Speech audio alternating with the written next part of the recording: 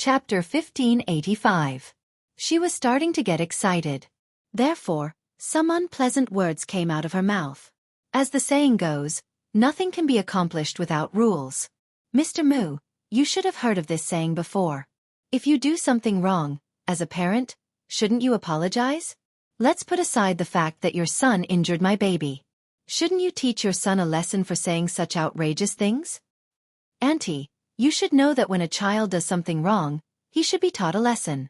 Why don't you teach your child well? As for me, you don't have to worry about me. Lin Feng's mother was trembling with anger after hearing Yu Yu's words.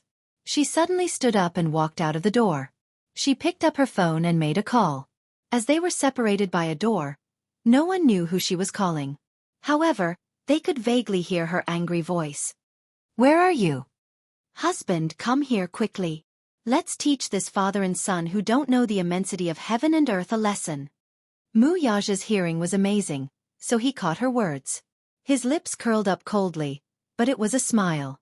When Lin Feng's mother returned to the office, she was even more arrogant than before. She looked as if she was looking down on everyone. Her eyes were full of contempt and mockery. I don't want to reason with you. My husband will be here soon. If you have anything to say it to him directly. Hee. Don't blame me for not reminding you. My husband is a judge in the city hall. You'd better be respectful, or else. Hee. This was clearly a threat. After saying that, Lin Feng was about to sit down proudly. Yu mocked him. Typical nouveau riche temperament. It was said that Lin Feng's mother was called Wang Guimiao.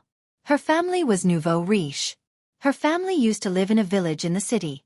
Her ancestors had left a few acres of land for the younger generation to build houses. When the land was demolished, they received tens of millions of yuan as compensation. They used it to start a business. It was said that when Lin Feng's father fell in love with Wang Guimiao, he was still a poor university student. Later on, with her support, he became what he was today. The Lin family would bring honor to their ancestors. Yu had already figured out the Lin family's background. Now, it seemed that she was a typical nouveau riche. When Wang Guimiao heard this, she almost couldn't sit still. Just as she was about to flare up, she forcefully held it in. Humph! Little vile spawn. She would see how her husband would deal with them when he arrived. She couldn't wait to see Yu Yu's father bow down in front of her husband. When he looked at Mu Yaja again, he saw that Mu Yaja had an indifferent look on his face. He was sitting elegantly on the chair and exuded a noble aura. Just like a noble. Wang Guimiao glanced at him, but in her heart, she sneered. This man, he is quite good at pretending. Let's see if he can continue pretending when her husband is here. Soon, footsteps could be heard outside the door. A middle-aged man in a coat knocked on the door and walked in. The man was Lin Feng's father, Lin Onghua. Chapter 1586. One was standing, while the other was sitting. Even though he had the advantage of height, Lin Onghua could still feel an unusual sense of oppression from him. Noble, elegant, unruly, and insufferably arrogant. Even though he was just sitting there, expressionless and cold, when the man casually raised his eyes and shot his gaze over, there was a kind of imposing aura that pressured him without being angry. Lin Onghua actually felt an invisible pressure from the young and shockingly handsome man's eyes. He secretly avoided Mu Yaja's scrutiny and turned his gaze to the side, but there was some anger between his eyebrows. This man's gaze was too intimidating. However, he was a little suspicious. This man looked very familiar, as if he had seen him somewhere before. However, his impression of him was not too deep. This time, he had taken some time off from his busy case, so his mind was still a little muddled. Seeing that it was him, the principal immediately stood up. His expression changed. His face was flushed, but his eyes were full of flattery and pandering.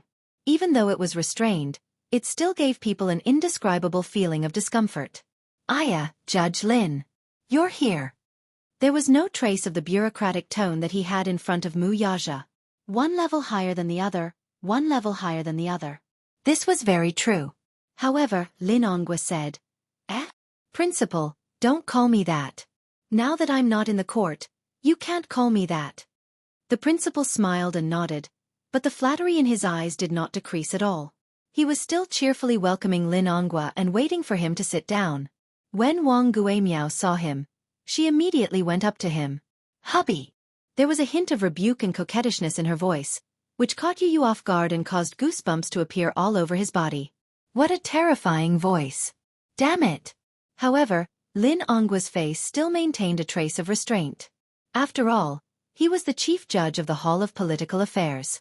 He was born with a proud background and had been doing things in the court for many years.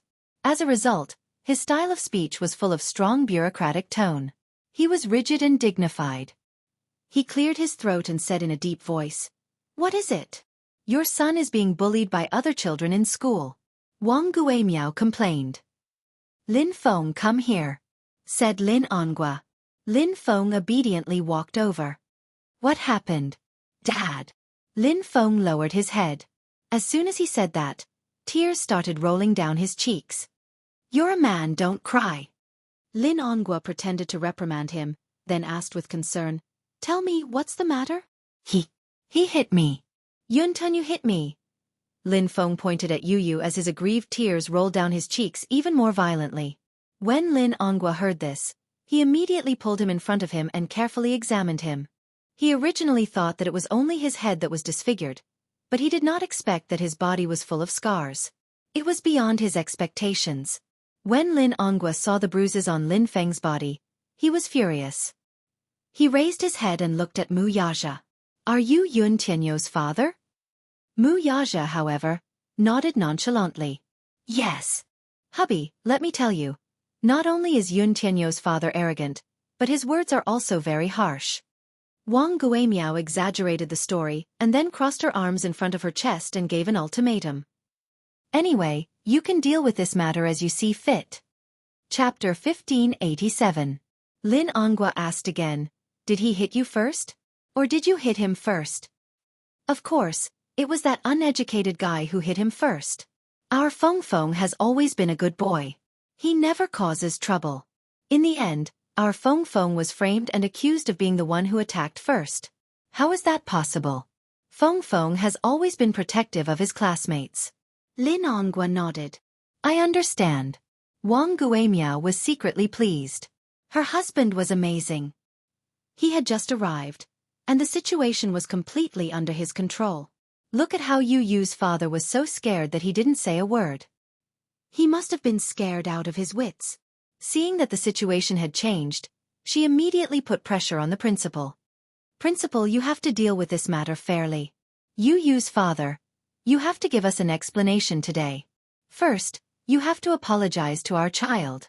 Then, you have to take our child to the hospital for a full body checkup and apologize. This is a must. Then, you have to pay for the medical fees, nutrition fees, and compensation for our Fengfeng's psychological damage. You have to be clear about all these. If you have a proper attitude, we won't pursue this matter further." Lin Ongua walked to Mu Yaja and sneered. "Sir, tell me your name first." Mu Yaja looked up and said slowly, "Mu Yaja." His voice was clear and cold. He had the elegance of a noble. However, the moment his voice fell, Lin Ongua was fiercely stunned. Mu Yaja? This name was too familiar. These 3 words were like a towering mountain. They resounded like thunder in his ears. How could he not have heard of it before? Could it be the same name? It couldn't be the real Mu Corporation, right? Lin Ongua wanted to get lucky and said, "Your name is so familiar. It's exactly the same as the name of the crown prince of the Mu family." Haha. Mu Yaja sneered. "There's no one else with this name in the capital." Lin Ongua was stunned again. There was a hint of panic on his face. He stared at him blankly without blinking. He didn't dare to make any wild guesses. After a long while he spoke in a provocative manner, but changed the way he addressed him. "You are... what?" Lin Ongua looked a little uneasy. "Are you the Chairman Mu of the Mu Corporation?" Mu Yaja was a little impatient. "You asked for my name, and I'll tell you. If you have anything to say, just say it. Don't waste my time. My time is more precious than yours." As soon as he finished speaking, Lin Ongua's eyes widened and he staggered back a step. His eyebrows collapsed helplessly. This man's attitude was very clear. It looked like this time, his blind wife had offended a big shot that she shouldn't have offended. The person in front of him was probably the mysterious and noble crown prince of the Mu Corporation. At first, Lin Ongwa had noticed him when he first entered the door. He only felt that this man had an arrogant aura, and he had the noble aura of a high-ranking official, as if he was a member of a powerful family. However, at this moment, he did not realize where he had seen this handsome face before. Chapter 1588. The Mu family's existence in the capital was enough to shake the entire financial market. As the #1 aristocratic family in the capital, the Mu family's inexhaustible wealth aside, the Mu family's inextricable connections between the black and white was enough to make him weak in the knees. He could offend anyone, but the Mu's offending them was akin to cutting off his own path of retreat. Lin Ongwa wanted to cry but had no tears. He stood in front of Mu Yaja with a proper posture, but his face was no longer as haughty as before. Instead, his expression was filled with complicated conjecture. Faced with this suffocating atmosphere for a moment, he did not know how to resolve it, even though he had been in the bureaucracy for a long time. When Wang Guimiao saw this strange scene, she was stunned. Then, she walked forward with her arms crossed. She didn't know what had happened, but when she saw Lin Ongwa's dazed appearance, she felt strange. "Hubby, what's wrong with you?" She was even more confused when she saw his pale face. She could not help but push him. "What's wrong?" Yu chuckled. "He's scared silly." Wang Guimiao was infuriated when she heard that. Things were different now. With Lin Ongwa around, she was confident that she had someone to rely on. Hence, she spoke without thinking. "Little b*******, RD. Shut up. You don't have the right to speak here." Hearing this, Mu Yaja's eyes shot up and swept over him with a sharp gaze. Lin Ongwa watched with trepidation. Wang Guimiao's words scared him so much that he almost suffocated. How could he have expected that his wife would be so ignorant as to not know how to size up the situation? She opened her mouth and spoke rudely. He immediately became furious and scolded, "Shut up! Don't be unreasonable." It was important to know one's place, but his wife did not know it at all. Thinking that he was teaching Yun Tianyu a lesson for her, she echoed, "That's right. Shut up." Yu suddenly felt like laughing as he looked at his wife as if she were a pitiful worm. Behind him, Mu Yaja's face turned uglier. Lin Ongwa gritted his teeth, turned his head abruptly, and gave his wife a tight slap. Smack. "I told you to shut up." With that, he turned to face Mu Yaja with cold sweat dripping down his face. "Chairman Mu, I'm sorry. My wife has been presumptuous in front of you and said something she shouldn't have. A great man won't hold a grudge against a petty person, so please don't take it to heart. Just treat it as if she's spouting nonsense." His tone was full of flattery. Lin Ongwa looked at him in cold sweat. Observing his expression, he felt that being in the king's company of a tiger. Everyone, especially Teacher Yuan, was stunned into silence by the sudden turn of events. She thought that, with Lin Ongwa's arrival, the boy's father would understand her words and begin to lower his head, apologize to the other party appropriately. As the chief judge of the Hall of Politics and Law, Lin Ongwa had several titles above his head. His status was lofty, and he had an unquestionable majesty. What about now, though? Why was Lin Ongwa the first to bow down to Mu Yaja? The principal was even more bewildered. He had no idea what was going on. Wang Guimiao felt the most aggrieved. Chapter 1589. Most importantly, even until now, she still didn't understand how this mysterious slap came about. Why did he slap her? Did she say anything wrong? What kind of insanity was this Lin Ongwa suffering from? Was he crazy? Him? Why did he slap her for no reason? Wang Guimiao turned around angrily and pulled Lin Ongwa's arm. With a red face, she roared with grievance and hysteria. "Lin Ongwa, have you lost your mind?" Lin Ongwa looked at her and sighed helplessly. He rolled his eyes at the ceiling and held his forehead. He turned around and pointed at Wang Guimiao. For a moment, he was so angry that he could not say anything. Wang Guimiao was even more confused. She held back her tears and yelled at him. "Say something. Say something. Why did you slap me for no reason? What's wrong with you? Stop talking. Be quiet, and sit back down obediently. Don't say anything, do you understand?" She was like a clown.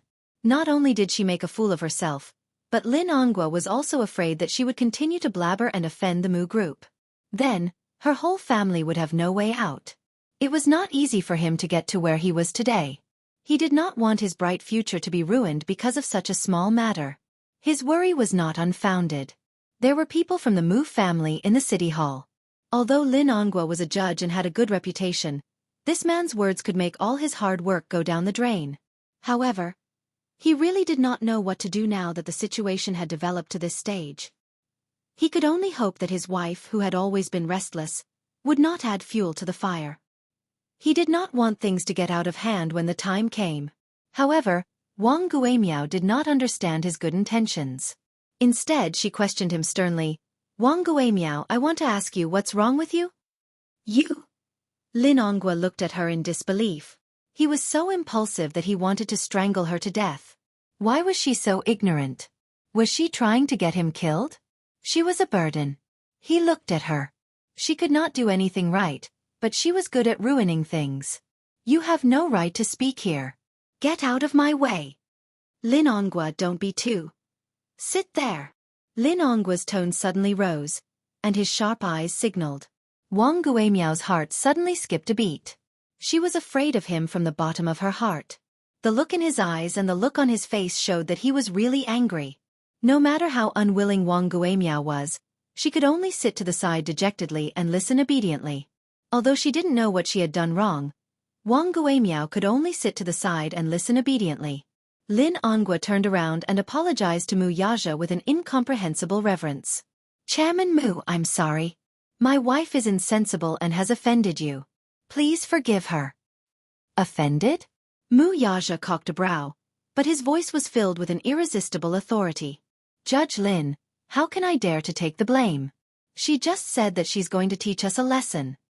Lin Ongwa was so scared that he almost suffocated. He immediately shouted, How dare she? Chairman Mu, she was just joking. Yu crossed her arms and did not give him a way out. She was just joking. She even called me a little bee **starred. Chapter 1590. The principal watched from the side, trembling with fear. Seeing how respectful Lin Ongwa was to Mu Yaja, he knew how to read people's expressions and size up the situation. Seeing how respectful Lin Ongwa was to Mu Yaja, he thought to himself, how important must this man be? Hence, he kept quiet and did not dare to act rashly. Teacher Yuan's displeasure had also disappeared. When she looked at Mu Yaja, there was a hint of surprise in her eyes. It seemed that this man must be someone of high status. This Lin Ongwa must have found out about his identity, which was why he was so respectful towards him. She recalled how she had advised him to give in to the Lin family and not offend them. Although this man did not show it on his face, the noble and awe-inspiring look in his eyes was still fresh in her memory. At first, she had thought that this man did not know the immensity of heaven and earth, but now that she thought about it, she shuddered. How many things had she said that she should not have said in front of this important person? She did not know if he would take it to heart. At this thought, Teacher Yuan trembled with fear, as if a cat's paw was scratching her heart. She desperately wanted to know who this man was. Why don't we do this? Chairman Mu. Lin Ongwa thought for a moment.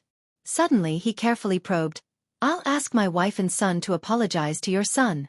I only hope that you won't take my wife's outrageous words to heart. Mu Yaja did not speak. He could not be bothered to argue with him. The boy, however, asked with great interest, How are you going to make amends? How? Lin Ongwa was stunned.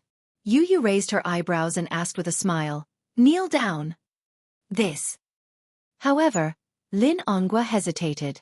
In the end, Wang Guimiao could not sit still any longer. She stood up abruptly and said furiously, Ongwa, are you possessed by a ghost? Do you really want me to kneel down? Are you going to agree to such an unreasonable condition? Wang Guimiao felt that Yu's condition was unreasonable. What was even more unreasonable was that her husband was actually hesitating on whether to agree to it. What was the meaning of this? This was simply unbelievable. Yu asked, Is it too much? Isn't that what you said before? You said that you wanted my father and I to kneel down and apologize to you. Weren't you very confident? Such blatant humiliation was still fresh in his memory. Although she didn't say it in front of Mu Yaja, Wang Guimiao shouted it in the office before Mu Yaja came. He heard it loud and clear. Mu Yaja frowned. She said that. Lin Ongwa's heart skipped a beat. He suddenly turned around and asked, "Did you really say that?" Wang Guimiao panicked. She did say that before, but those were just words spoken in a fit of anger. How could they be taken seriously? Mu Yaja's eyes turned even colder. Haha. Judge Lin, you're really good at disciplining him. Having said that, he carried you and stood up. He didn't want to waste his breath on these people. He was furious. He wanted to go back and teach the Lin family a lesson. Otherwise, who did they think his son was? That any Tom, Dick, or Harry could come and bully him. Haha. Chapter 1591. Wang Guimiao was flustered and exasperated. Her eyes were red, but Lin Ongwa's expression was too flustered, to the point that she did not dare to say anything. She vaguely realized that perhaps it was because this man's identity was too powerful that her husband was so careful to plead for leniency. "I think it's fine," Mu Yaja said as his gaze fell on Lin Ongwa's arm. "Get out of my way. Chairman Mu." Lin Ongwa insisted. Mu Yaja's gaze turned even colder as he gave him a sidelong glance. Lin Ongwa did not dare to be in a stalemate any longer. He could only step aside resentfully and watch him leave with regret. When Mu Yaja left, the office was in an uproar. Wang Guimiao was wiping her tears as she scolded Lin Ongwa. Lin Ongwa was upset. When he heard Wang Guimiao's nagging, he became even more irritated and scolded, "Shut up! Haven't you embarrassed yourself enough? Haven't you caused enough trouble? Wang Guimiao, you'll only be satisfied when you see me die, right?" Wang Guimiao widened her eyes in shock. "What do you mean by that?" Lin Ongwa was so angry that he could not speak.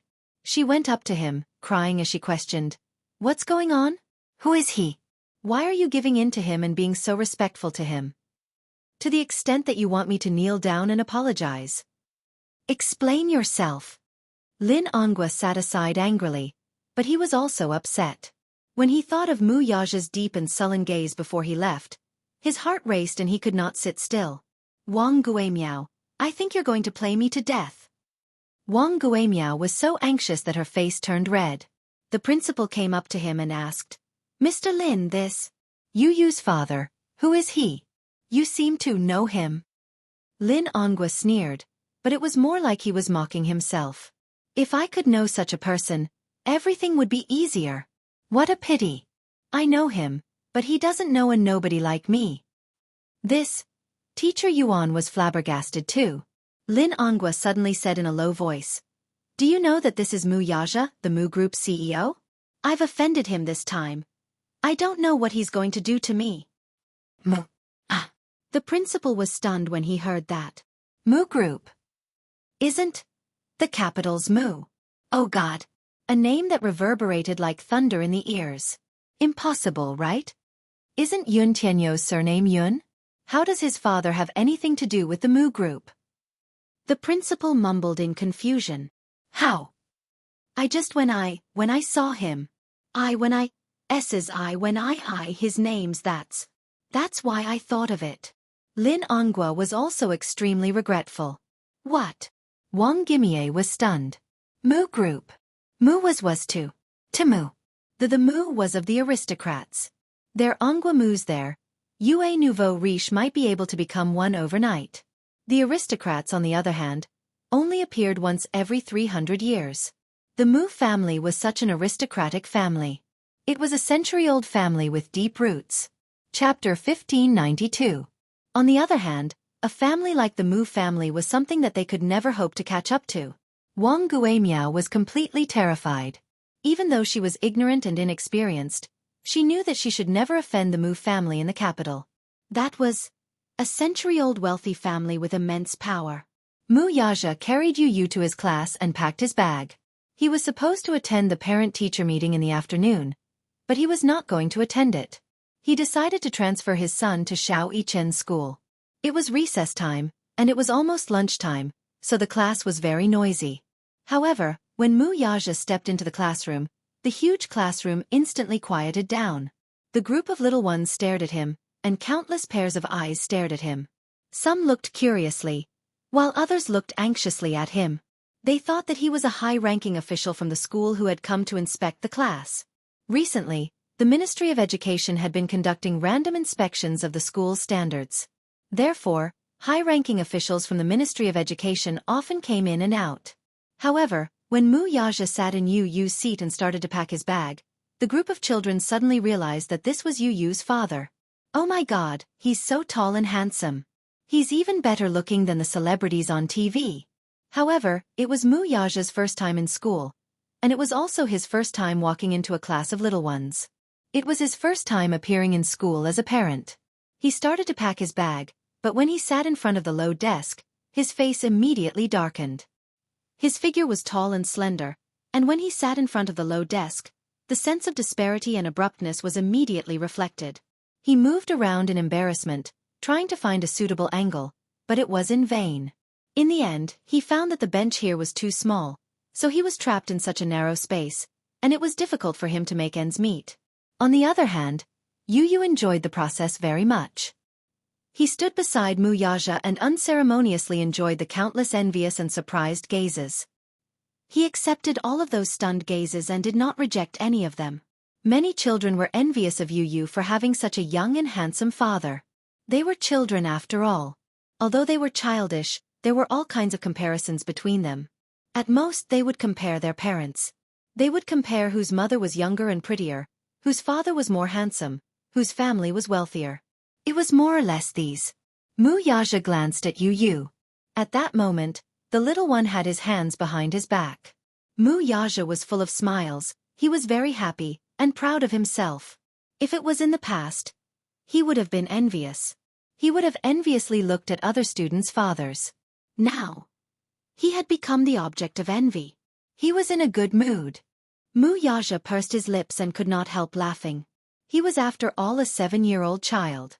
Although some of his thoughts were childish, they were extremely cute. When Mu Yaja was packing his bag, some students quietly surrounded him and asked about his well-being. Classmate A. Yu Yu, is this handsome uncle your father? Yu Yu. Yes. Classmate A. Wow. Yu Yu, I'm so envious of you. Your father is so handsome. Yu Yu. Of course. If my father isn't handsome, why would he give birth to me so cute? Classmate A cupped his face and looked infatuated. Mu Yaja. Chapter 1593. Classmate B said, Yu Yu, your daddy looks so young. He looks like a celebrity on TV. Can I take a picture with your daddy? Yu Yu replied, Sure. All the little kids exclaimed, Wow, that's awesome. Me too. Count me in. As Yu Yu was feeling smug, he walked over to Mu Yaja and whispered into his ear, Daddy, cooperate with me. Mu Yaja's lips twitched slightly. At this moment, he even wanted to hug Yu Yu tightly. He was afraid that he would float into the sky in the next second. However, looking at the little kid's smug expression, Mu Yaja felt a tinge of sweetness in his heart. His son was proud of him. This made him happy. It turned out that it was such a wonderful feeling to be proud of a son. As he thought of this, Mu Yaja's mood improved. He raised his eyebrows and asked, How do you want me to cooperate? You just have to sit there and don't move. Hence, Mu Yaja was like a model. He maintained his upright posture. Next, he was surrounded by the little kids and they jostled and jostled for a few group photos. He didn't like to be photographed. Even the reporters with the best methods didn't have the chance to take a picture of him from the front. Now, these little kids were taking advantage of Yu Yu's relationship with him. There were also a number of infatuated little girls who were anxious to take a picture with him and secretly touched his slender hand. Mu Yaja didn't know whether to laugh or cry. Classmate C said, Yu Yu, your daddy is so beautiful. Why don't I exchange places with you? I'll give you my daddy and you give me your daddy. When Yu Yu heard this, his expression became serious and cold. No. Why not? I don't want your daddy. I only have one daddy. As she spoke, Yu Yu leaned against Mu Yaja's side and held onto his arm. It was as if she was declaring her sovereignty and protecting her unquestionable position. Everyone sighed in disappointment. Mu Yaja looked at little Munchkin, who was about to fly into the sky. He didn't know whether to laugh or cry as he covered his face. However, his eyes were filled with love. Even though she felt that Yu Yu's smug look was hilarious, she also felt that he was extremely cute. As Mu Yaja helped him pack his bag, he stopped to flip through Yu Yu's textbook. However, when he flipped open Yu Yu's history class notes, he saw the delicate and beautiful handwriting in the book. The entire book was neat and tidy. Other than the signs of pages being folded, it looked like a new book that had just been handed out. He could tell that Yu Yu was more serious in class. He thought about how he had flipped through Xiao Yichen's textbook in the past. Even though they were brothers in terms of academics, the difference between the two of them was like heaven and earth. After packing his bag, the group of little kids saw Mu Yaja carrying Yu Yu and looking like he was about to leave. They all surrounded him and asked, "Yu Yu, school hasn't ended yet. Are you leaving already?" "Yu Yu, where are you going?" Yu Yu said, "I have something to do. I have to go home. You guys focus in class." He only said that perfunctorily and didn't tell them that he was going to transfer schools. Firstly, it was because he had a headache dealing with these little kids. If they knew that he was going to transfer schools, they would definitely pester him non-stop and not let him go. One couldn't underestimate his charm. Chapter 1594. It had only been a month since school started, but the children in his class liked him very much.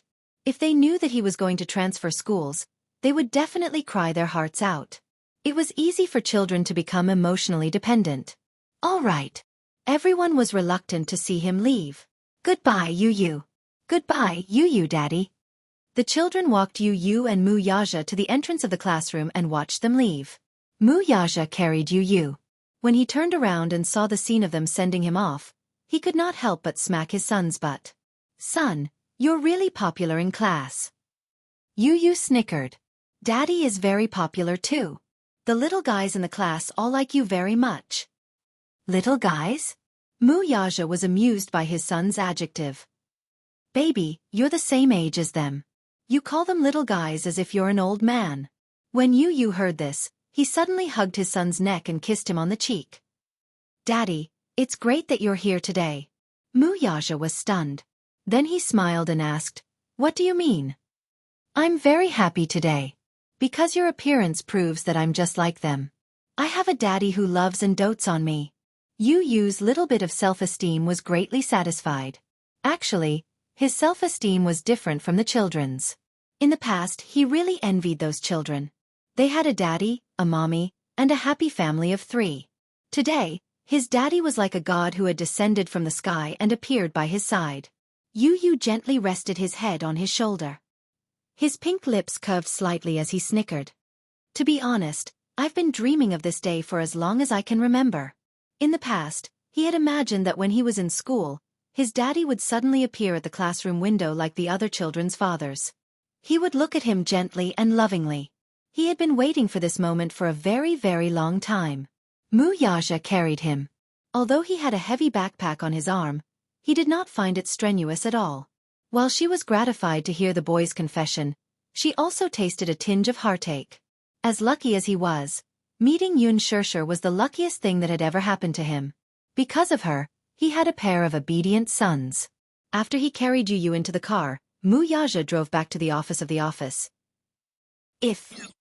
Headmaster Dong smiled politely. "Hey, Chairman Mu. What are you saying? This is what I should do." "Haha. Daddy, your office is so big." "Is it?" Chapter 1595. Yu Yu nodded and gave a more pertinent comment. "Yes. It's a little bigger than my office." Mu Yaja was speechless. This little guy. He did not bother to hide the arrogance and insolence in his words. He had really surpassed his father. His son, while he was still studying business, was already managing a company. "But I don't like business. I always feel that it looks a little lifeless. In comparison, I prefer things with a technological feel." As he spoke, he was suddenly attracted by a pile of documents on the desk. He could not help but reach out to take them. Mu Yaja, on the other hand, seemed to be deliberately going against him as he quickly stopped the boy's hand from reaching out to grab it. Facing Yu Yu's puzzled gaze, Mu Yaja blinked lightly and said mysteriously, "Baby, these are the financial group's trade secrets." With that, he narrowed his eyes and pretended to be wary as he sized him up. Yu Yu's eyes twitched violently. "Daddy, You're wary of me. Do you think I'm wary of you? You broke through Dishing Financial Group's defense network so easily. I can't guard against you even if I wanted to. Of course. Yu snorted proudly. That's why I can't let you see these trade secrets. Yu's smile froze. Then, he huffed and crossed his arms. Humph. Daddy, you're so petty. I'm just taking a look. I won't do anything. Can you understand them? Of course. Perhaps, I can give you some original suggestions. That good. Muyaja teased him. Of course. Then you, show me how to read these documents. Yu made an okay gesture and took the documents. He sat on the desk, placed the documents on his lap, and flipped through them page by page. He was small, and Muyaja's desk was wide, long and huge. Hence, when he sat cross-legged on the desk, he looked even smaller and skinnier. His chin gradually became sharper. In the past, it was still a little pink, but now it had a handsome face. Muyaja gazed at his side profile.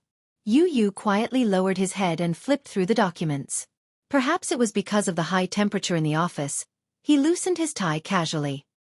His casual action was gentlemanly and charming. When he grew up, the number of fans that would follow him would probably line up from Beijing to Paris. While Yu was reading the documents for him, he thought for a while and called Lu Jinyu. Lu Jinyu was a mysterious subordinate of his. According to seniority, the man addressed him as Big Boss while Muyaja addressed him as Fourth Boss. Lu Jinyu looked like a gentle and refined man, but he was the most cunning one among his subordinates. The call went through quickly.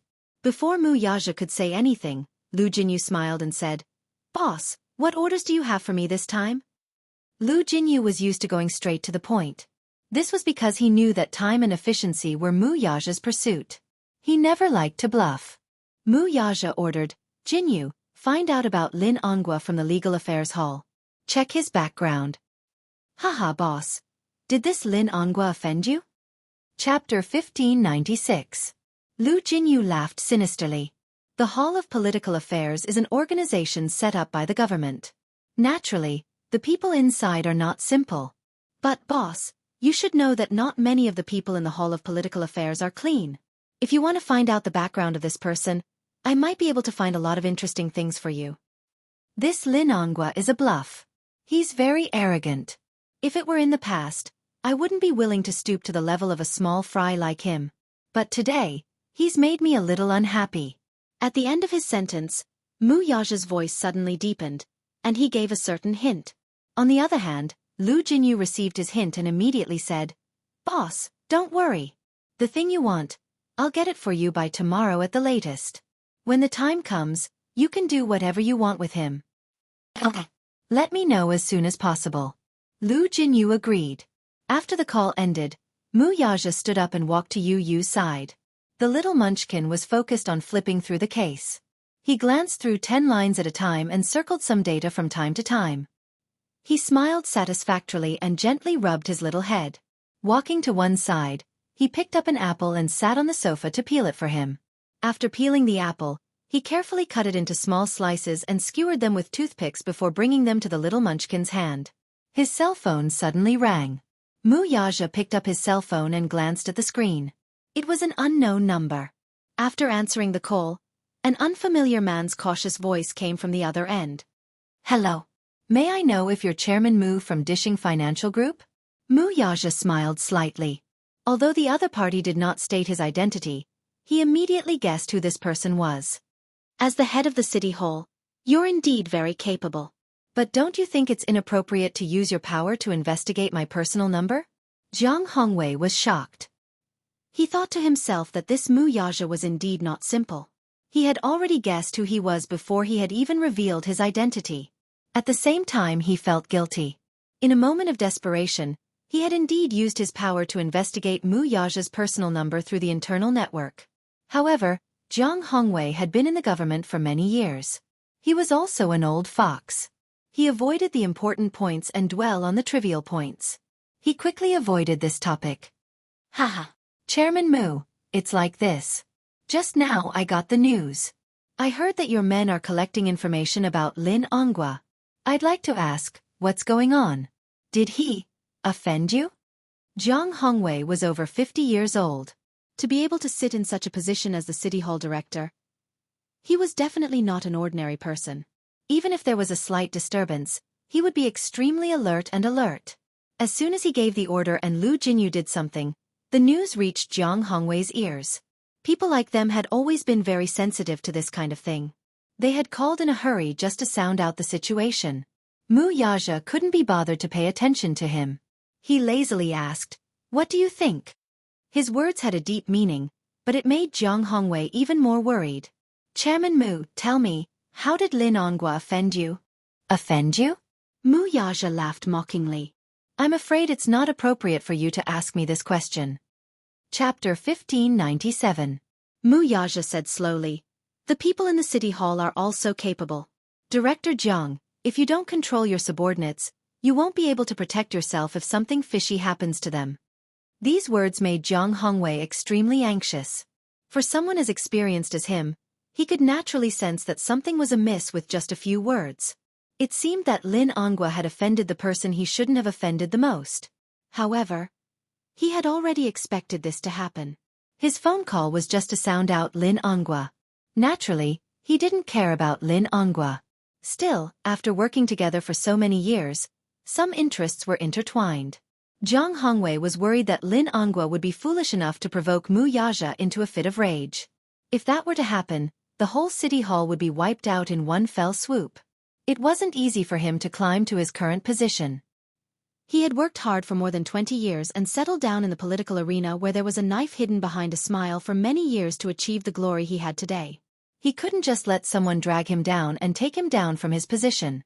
For people like them, benefits were intertwined. Hence, when necessary, he had to cast aside all his relationships to prevent himself from falling into the water. That would not be worth the loss. "Chairman Mu, it seems that Lin Onghua must have caused you trouble. I didn't mean anything else by making this call. I just wanted to ask, how are you going to deal with him? By the way, Chairman Mu, I hope that you won't implicate the innocent because of Lin Onghua." As he said this, Jiang Hongwei laughed awkwardly. Mu Yaja chuckled along too, but he quickly stopped laughing. His voice deepened, but it was filled with an irresistible authority. "Implicating the innocent? Haha. Let's see how you stand on this matter, Director Jiang. Anyway, this Lin Onghua isn't reliable. He uses his status to do whatever he wants. If you keep such a subordinate by your side, he will only harm you. As for how I'm going to deal with him, you don't have to ask. If you know what's good for you, you probably know what to do next." Jiang Hongwei was silent for a while on the other end of the phone. He suddenly understood and said with a smile, "Chairman Mu, don't worry. I understand what you mean. Next, I'll do what you want me to do." After saying this, he thanked him profusely and hung up the phone. Less than 15 minutes later, Lu Jinyu called to say that an anonymous email had been sent to his mailbox. The email contained some evidence against Lin Onghua. How could a person like Lin Onghua not have any stains on him? For the time being, let's not talk about his corruption and bribery. Just the fact that he had embezzled a few bad assets through his connections with the government and business, and through his friends, he reinvested and rebuilt them. Moreover, the stolen money amounted to more than $1 billion, which was enough to send him to prison for the rest of his life. There was no need to think too much of him. Jiang Hongwei wasn't stupid. He was a shrewd person. Seeing Lin Onghua's decline, he couldn't just sit by and watch. He also couldn't let himself be dragged down by him. Lin Onghua was a very capable person. As his chess piece, he had also obtained many benefits for him. However, a chess piece was a chess piece after all. He had no value to be used, so he should be abandoned. Chapter 1598. He was a sly old fox. Since he was working with Lin Onghua, he naturally had a backup plan. Mu Yaja said, "Since someone has sent you these documents, you should know what to do next." On the other end of the line, Lu Jinyu laughed inwardly. Jiang Hongwei is indeed a sly old fox. He's really good at adding insult to injury. This kind of person is not easy to control. Fortunately, I still have some evidence of his crimes in my hands. Mu Yaja hummed an acknowledgement before changing the topic. "You can handle this matter. I'm at ease with you handling it." "What are you talking about, boss? When have I ever made a mistake?" Just wait for my news. With that, he hung up the phone. Mu Yaja got up and walked to Yu Yu. He saw that the stack of cases beside him had already been dealt with. He picked them up and glanced at them. When his gaze fell on the comments at the end, he raised his eyebrows in surprise. Yu Yu was fully focused on reviewing the last document. When he looked up, he saw Mu Yaja's shocked expression. He was puzzled. Daddy, what's wrong? You! Mu Yaja was still in a daze. He had thought that Yu Yu was just being perfunctory when he said that he was going to review the documents for him. He did not expect that this guy would actually read through the documents seriously. He even drew out all the illogical parts of the documents and gave his own explanations. It was clear at a glance. Daddy, there's a problem with the financial affairs of the organization. Yu Yu said meaningfully. Mu Yaja sneered. There's something fishy about the financial affairs. It's nothing more than those sly old foxes from the Mu family stirring up trouble right under my nose to get a bigger share of the pie. However, they're timid and don't dare to do anything big. Haha. They're so naive to think that I can't see through them. Yu Yu clicked his tongue twice and sighed. No matter how high a mountain is, it's still made of rocks. Even if it's a small problem, once it gets worse, it'll be very serious. I know what to do. After saying that, Mu Yaja looked at him with gratification and couldn't help but scratch the bridge of his nose dotingly. Your shrewdness is just like your father's. Humph. Using me to boast, Daddy doesn't know how to be ashamed. Yu Yu stuck her tongue out mischievously. Then, she hooked her arms around his shoulders and snuggled into his embrace. Daddy, I miss Mommy. I miss her so much. I feel like I haven't seen her for hundreds of years. As he spoke, his little face collapsed in grievance, but his eyes were filled with sadness. Mu Yaja's face darkened slightly. For the past few days, Yun Shirshir had not sent any messages. As for Yu Yu, the most recent time they had been in contact was during a video call last weekend. In the video call, Yun Shirshir was dressed in an ancient costume. She didn't even have time to remove her exquisite makeup.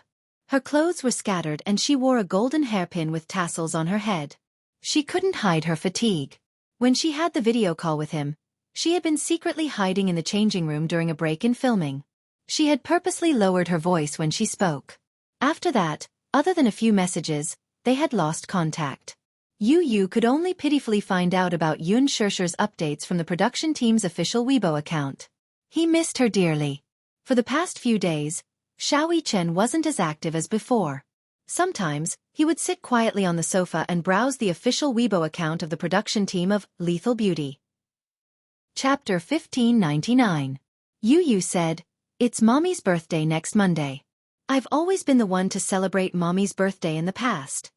As he spoke, he was reminded of Yun Shirshir's busy schedule. After a pause, he said resentfully, "But Mommy is on set this year. Daddy, can't you think of a way?" Upon hearing this, Mu Yaja fell silent.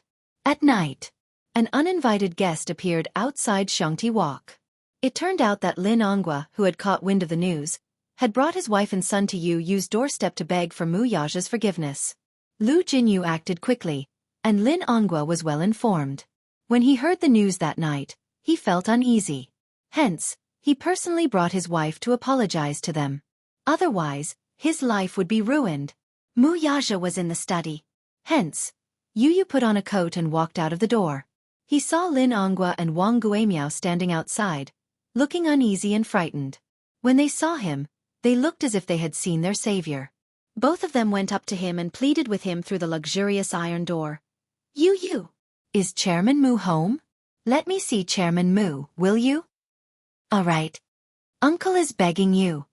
At this moment, Lin Ongwa was no longer as arrogant and overbearing as before. His worried face was full of helplessness. Beside him, Wang Guimiao looked even worse. She was bloated and looked gloomy. Her eyes were red and swollen, as if she had been crying miserably. At this moment, she was no longer wearing the exquisite makeup she had been wearing in the afternoon. Her face was gloomy and gloomy. After leaving school today, Lin Ongwa had given Wang Guimiao and Lin Feng a good scolding, but he still could not vent his anger. Wang Guimiao felt wronged and indignant. However, she was stubborn, so she retorted stubbornly. In a fit of anger, Lin Ongwa looked at her sternly and slapped her in front of everyone in the office. Wang Guimiao and Lin Feng were stupefied. After being married for so many years, the couple had always been very harmonious. The reason why Lin Ongwa could be where he was today was because of the support of the Wang family. Therefore, even if there were many things about Wang Guimiao that made him unhappy, he still tolerated them. Today was the first time he had hit her. Wang Guimiao couldn't believe it. Filled with anger and grievance, she burst into tears in front of so many people. However, Lin Ongwa didn't comfort her like before. Looking at her, he felt even more embarrassed. He had long lost his patience with her. Wang Guimiao did not study much.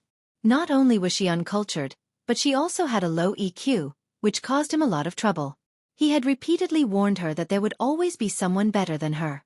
When she was outside, she should not be too arrogant and domineering. Instead, she should keep a low profile.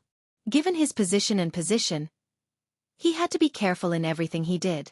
The slightest carelessness could lead to a bottomless abyss. There was nothing wrong with keeping a low profile. How many people had died because of their high-profile style? However, Wang Guimiao did not understand this logic. Today, she had caused a huge disaster for him. Thus, even when she cried, he couldn't be bothered to comfort her. He was still worried about it. His heart was in a mess. He didn't know what to do at the moment. Wang Guimiao was crying beside him, which made him even more upset. The couple had a big fight because of this. Chapter 1600. In his anger, Lin Ongwa yelled at her, "Wang Guimiao, oh Wang Guimiao, do you know who you've offended today? Do you know? The person I've offended today can kill me with just one finger. Perhaps with just one word from him, my great future will be ruined." She shouted disapprovingly, "What are you afraid of? Don't you still have my family? Why are you so agitated?" She was so self-righteous that it was impossible to reason with her. Lin Ongwa was so angry that he laughed. His face was ferocious, and he had never lost control like this before. "Ha ha! Wang Guimiao, I told you that you're a frog in a well, but you don't believe me. How powerful do you think your Wang family is? It's just tens of millions in assets. In other people's eyes, the Wang family is just a nouveau riche. Do you understand nouveau riche? Do you think you have the ability to go against the Mu family? It can't be that serious, right?" "What do you mean it can't be that serious? Don't you know how much the Mu group has? Hundreds of billions in assets. What kind of concept is that? There are many interests behind them. Even if they don't cover the sky with one hand, they're still a first-class family in the capital. Do you know what it means to offend the Mu family? They have connections in both the underworld and the government. With their background, who cares who you are? It's just a matter of opening and closing their mouths. I think you're muddle-headed. You still haven't recognized this point. I'll King." Lin Ongwa was so angry that he gritted his teeth. He pointed at her and said word by word, "My King brilliant life will be ruined by your hands sooner or later." "No." He paused and said sternly, "The Lin family and the Wang family will both be ruined by your hands." These words were said in anger to scare her. However, he didn't expect that his words would come true. Lin Ongwa didn't expect Mu Yaja to make a move so quickly. The storm came suddenly and violently. After he heard the news, his mind went blank for a moment. According to the insider, Mu Yaja's side had already obtained some evidence of his crimes. The next step was to hand this evidence over to the Commission for Discipline Inspection. What was left was probably the end of his world. Over the years, Lin Ongwa had done a lot of things. His black income should be more than 1 billion, and this was not a small amount. 1 billion was more than enough to sentence him to death, let alone prison. He was so scared that his heart palpitated on the spot. Wang Guimiao was so scared that she gave him 2 quick-acting heart-relieving pills before he recovered. Logically speaking, given how careful he was with his actions, it was unlikely that he would leave behind any incriminating evidence. Therefore, he was also skeptical about it. However, when he dialed Jiang Hongwei's number, Jiang Hongwei only vaguely reminded him, "Haha. Ongwa, now that something like this has happened, you can only pray for yourself." After saying that, he hung up the phone. Lin Ongwa was suddenly frightened. When he called again, he could not get through. Since Jiang Hongwei had already said so, he immediately felt disheartened. He went limp and fell to the ground, unable to come back to his senses for a long time. His first reaction was to run. Take the money and escape abroad, the further the better. However, when he thought about it carefully, even if he wanted to escape, where could he escape to? Muyaja must have had a backup plan. If he wanted to escape, it would be difficult for him to do so. He was determined to toy with him until he died. This man was rumored to be ruthless, but he had seen it with his own eyes. He was indeed ruthless. He didn't leave him any way out. Chapter 1601. He was in so much pain at the thought of his many years of hard work being destroyed in one day. He made a lot of phone calls, but he realized that he had accumulated so many connections overnight. But now, none of them had heard of him. At times like this, he had to be careful of which side he chose. If he was not careful, he would be implicated. No one was willing to help him, lest they get into trouble.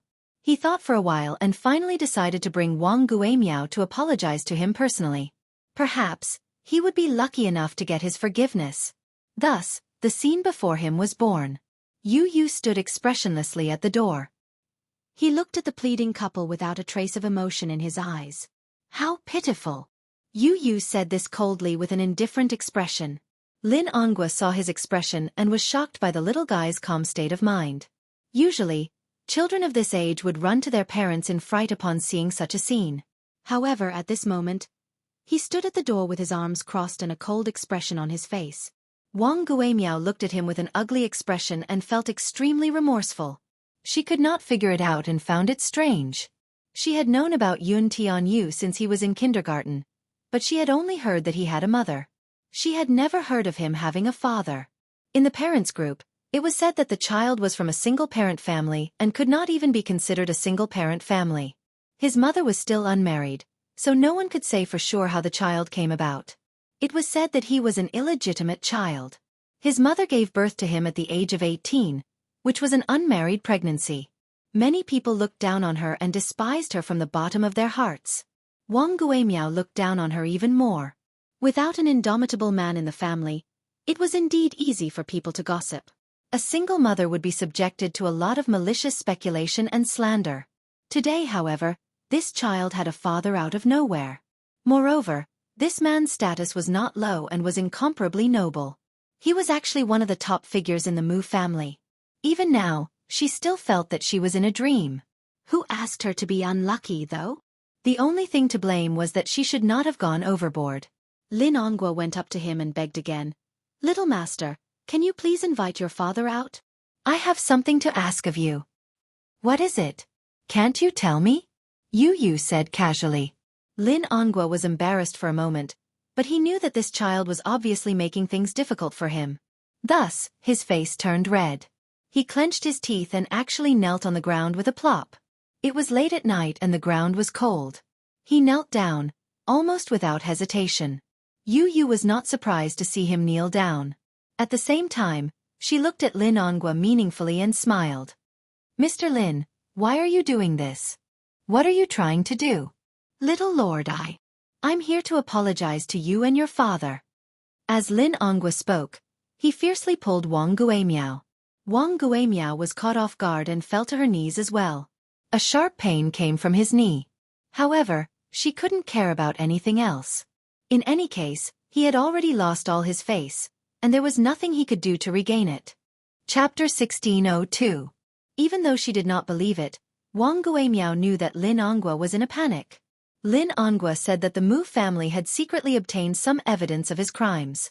If they didn't take any action and beg the Mu family to be merciful, the only thing that awaited the Lin family and the Wang family would be death. Wang Guimiao knew a little about Lin Ongwa's actions in the past few years. She knew that if the evidence of his crimes was in the hands of others, it would be as good as having his life in the hands of others. Hence, she did not care about her pride anymore. She knelt down and kowtowed as hard as she could under Lin Ongwa's gaze. "You. Auntie was wrong. Auntie was really wrong. Auntie shouldn't have called you a little B*****. Auntie shouldn't have listened to those rumors and humiliated you and your mother. Auntie knows her mistake. Can you forgive me?" Then she kowtowed as hard as she could. She was really kowtowing. She knocked her forehead on the ground so hard that her skin was bruised. However, she did it on purpose. She wanted to put on an act for him to see. A little bruise was nothing. If she could beg the Mu family to be merciful, so what if she got bruised and bled a little? Yu Yu yawned and said lazily, Okay. I know, I forgive you. Lin Ongwa was overjoyed when he heard that. Really? Wang Guimiao was surprised. She looked up with her eyes wide open and smiled through her tears. She was in a sorry state and her hair was disheveled. She looked disgusting. Yu Yu did not want to look at her. Why should I be so calculative with an uncultured person? So now, all of you can disappear from my sight. Then, Lin Ongwa and Wang Guimiao looked at each other in surprise. They did not expect that it would be so easy to get forgiveness. They had to admit that children were easy to trick. Just a little bit of self-injury and she would be soft-hearted. Lin Ongwa rubbed his hands and chuckled. He asked tentatively, Then that tainted evidence. What evidence? Yu Yu raised her eyebrows in confusion. It's like this. Chairman Mu, can you plead for me? Ask him to be merciful and let me off. Don't hand over those things to the Commission for Discipline Inspection. Yu Yu was confused. I don't know what you're talking about. It's so cold outside. I'm going home. Wait. Like a drowning man, Lin Ongwa called out to him hoarsely and asked, Yu Yu, didn't you forgive your uncle? Yes, that's right. Then can you ask your father to let me go? This doesn't seem to work. Ah. Yu Yu's lips curled into a sinister smile. My daddy hates you. Lin Ongwa froze. Beside him, Wang Guimiao's joy turned to sorrow. The smile on her face froze in an instant, and despair appeared in her eyes. Yu Yu said slowly, No one can change my daddy's decision. I'm sorry, Uncle Lin. After that, he smiled elegantly like a little gentleman and turned to go back to the villa. The door slammed shut, completely isolating Lin Ongwa and Wang Guimiao from begging for mercy. That night, it rained heavily. Lin Ongwa and Wang Guimiao did not dare to leave. They insisted on kneeling at the door for the whole night. Yu Yu ignored them. Chapter 1603. When the sun was about to rise, Yu Yu got out of bed and opened the curtains, only to find the two still kneeling by the door. Wang Guimiao was in a daze and on the verge of collapsing as she leaned on Lin Ongwa. After kneeling in the rain for an entire night, the two of them fainted on the ground. Not long after, they were carried away by the ambulance. Lu Jinyu was also very efficient. After sorting out the documents, he submitted the evidence of Lin Ongwa's crimes to the disciplinary committee. Soon, the documents were issued. Lin Ongwa was taken away for investigation. After the investigation, Lin Ongwa was accused of corruption, embezzlement, collusion with illegal businesses, embezzlement of non-performing assets, and embezzlement of more than 1 billion yuan. This case caused a huge uproar. Even the Wangs were implicated and their family assets were destroyed. Of course, this was all in the future. Before the admission procedures were completed, it happened to be Friday. Yu Yu asked Li Hanlin to drive him to the supermarket to buy some baking ingredients. He planned to bake a birthday cake for Yun Shishir when he got home. He was the one who had made the cake last year. However, at that time, he had just started baking and was not very familiar with it. Hence, the cake did not taste good. However, Yun Shishir liked it very much. This time, Yu Yu secretly decided that he must bake a super delicious cake for Mommy's birthday. He would send it to Mommy when he visited her at work. When he got home, Yu Yu rushed into the kitchen and skillfully separated the egg yolk from the egg white. He then mixed the egg white evenly with the egg whisk. He was already extremely familiar with this series of processes.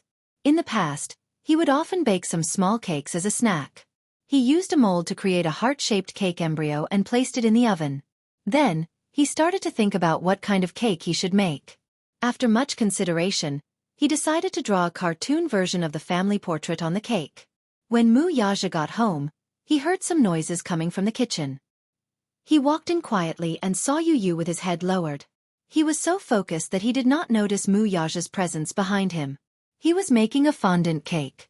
At this moment, the cartoon version of the character was more than half done. Yu Yu was very focused. Under the warm light, his handsome eyebrows and youthful side profile looked gentle and charming. From the side, his long and thick eyelashes were slightly lowered. His gaze was as gentle as water and his lips were slightly curved, as if he was smiling. Mu Yaja looked at his hands. It turned out that he was making a cartoon version of Yun Shirshir. He held the fondant sculpture in his hands gently and carefully, as if he was holding her in his hands. His and little Ichen's figurines were already made on the cake. After he was done with Yun Shirshir, he began to work on Mu Yaja's character. Mu Yaja's interest was piqued. He was curious as to how he would look in this little guy's hands. Yu first made a round face for him, then a round body. Then, he picked up a pen and dipped it in the icing. As if he was playing a prank, Yu deliberately drew a fierce face for Mu Yaja. When Mu Yaja saw this, he frowned slightly and said unhappily, "Why did you draw me so fierce?" "Wah!" Yu was startled by the sudden sound behind him. His hand trembled and the pen drew a distorted line on the doll's face. Thus, Mu Yaja's mouth became crooked. Mu Yaja was speechless. Chapter 1604. He looked at the sugar figurine with a crooked mouth and turned around, feeling wronged. He said angrily, "Daddy, why did you stand behind me without saying a word?" "It's very scary, okay? I didn't do it on purpose. Who knows how timid you are?" Mu Yaja said innocently, "Look at the birthday cake you made. The three of you look so cute, but you made me look fierce." "I object." Objection overruled. Yu held up the sugar figurine in his hand and looked left and right. He compared it to the real person and suddenly expressed his opinion. "It's very similar." "Mu Yaja, it's your fault for always pulling a long face." Yu then looked at the crooked mouth of the sugar figurine and laughed. "Daddy, you're so pitiful. Your mouth is crooked. It's all your fault." Mu Yaja said, feeling wronged. Yu retorted, "It's your fault for not saying a word when you came in. You stood behind me and gave me a fright. Otherwise, I wouldn't have failed." Mu Yaja smiled and hugged him from behind. He rested his chin on little Munchkin's shoulder and looked at his frosted hand. He couldn't help but laugh. "Is this your birthday present for Mommy?" "Yes." Yu fixed the adorable Mu Yaja figure on the cake and then remembered to finish it. He continued what he was doing and asked, "Daddy, does the cake look good?" Mu Yaja thought seriously for a while and then commented, "It's not bad." "What do you mean by not bad?" Yu protested unwillingly. "I think it's great. Can I eat the sugar figurine on the cake? Other than Mommy and me, you can eat the rest." Yu said generously. Mu Yaja frowned but pretended to be unhappy and teased him. "Why can I only eat mine and Xiao Yichen's but not yours and Mommy's?" "Hee. Because Mommy's are the cutest, no one is allowed to eat them." After completing the last step, Yu looked at the finished product and reveled in her exquisite craftsmanship. "What a beautiful cake! I made it myself. Mommy will definitely like it." After speaking, Yu turned around and hooked her arm around Mu Yaja's shoulder. "Daddy, when are we going to visit the set?" "When Xiao Yichen is out of school, we'll visit the set." "Long live." Yu was elated. "I can finally see my dearest Mommy. Last night, I missed her so much that I couldn't sleep. Mommy must have forgotten that today is her birthday. I must give her a birthday surprise from the sky." Mu Yaja scratched his nose affectionately. When Xiao Yichen came home from school at 3 o'clock, he saw Yu placing the finished cake in the kitchen. He went over and looked at it for a long time. He was so hungry that he almost drooled. He turned around and ran over to Yu, chirping happily like a little bird. "Yu, did you personally make that birthday cake for Mommy?" "Yes, I made it." Yu was very pleased with herself. Xiao Yichen was very hungry. He pestered him and asked, "When are we going to visit her at the set?" Last night, the three of them had discussed that on her birthday, they must visit the set and give Yun Shirshir a birthday surprise. The two little lads were so excited about their birthday that they couldn't sleep well. Chapter 1605. Yu snorted. "Mommy will definitely like my cake more." Xiao Yichen whimpered and looked down pitifully. "Yu, you're a bully. Are you saying that my present isn't nice?" "I can't help it. It's your fault for being so stupid. But you're so stupid, so you've already improved a lot." Xiao Yichen wagged his tail again. "Really? I think so too, hee. Then he pestered Mu Yaja and asked, "Daddy, what birthday present did you prepare for Mommy?" Mu Yaja smiled deeply and pressed his slender fingers against his lips, pretending to be mysterious. Xiao Chen shouted. Stingy! Daddy is so stingy! Just as Yu had expected, Yun Shirshir had indeed forgotten that it was her birthday today. She was completely unaware of the upcoming birthday surprise.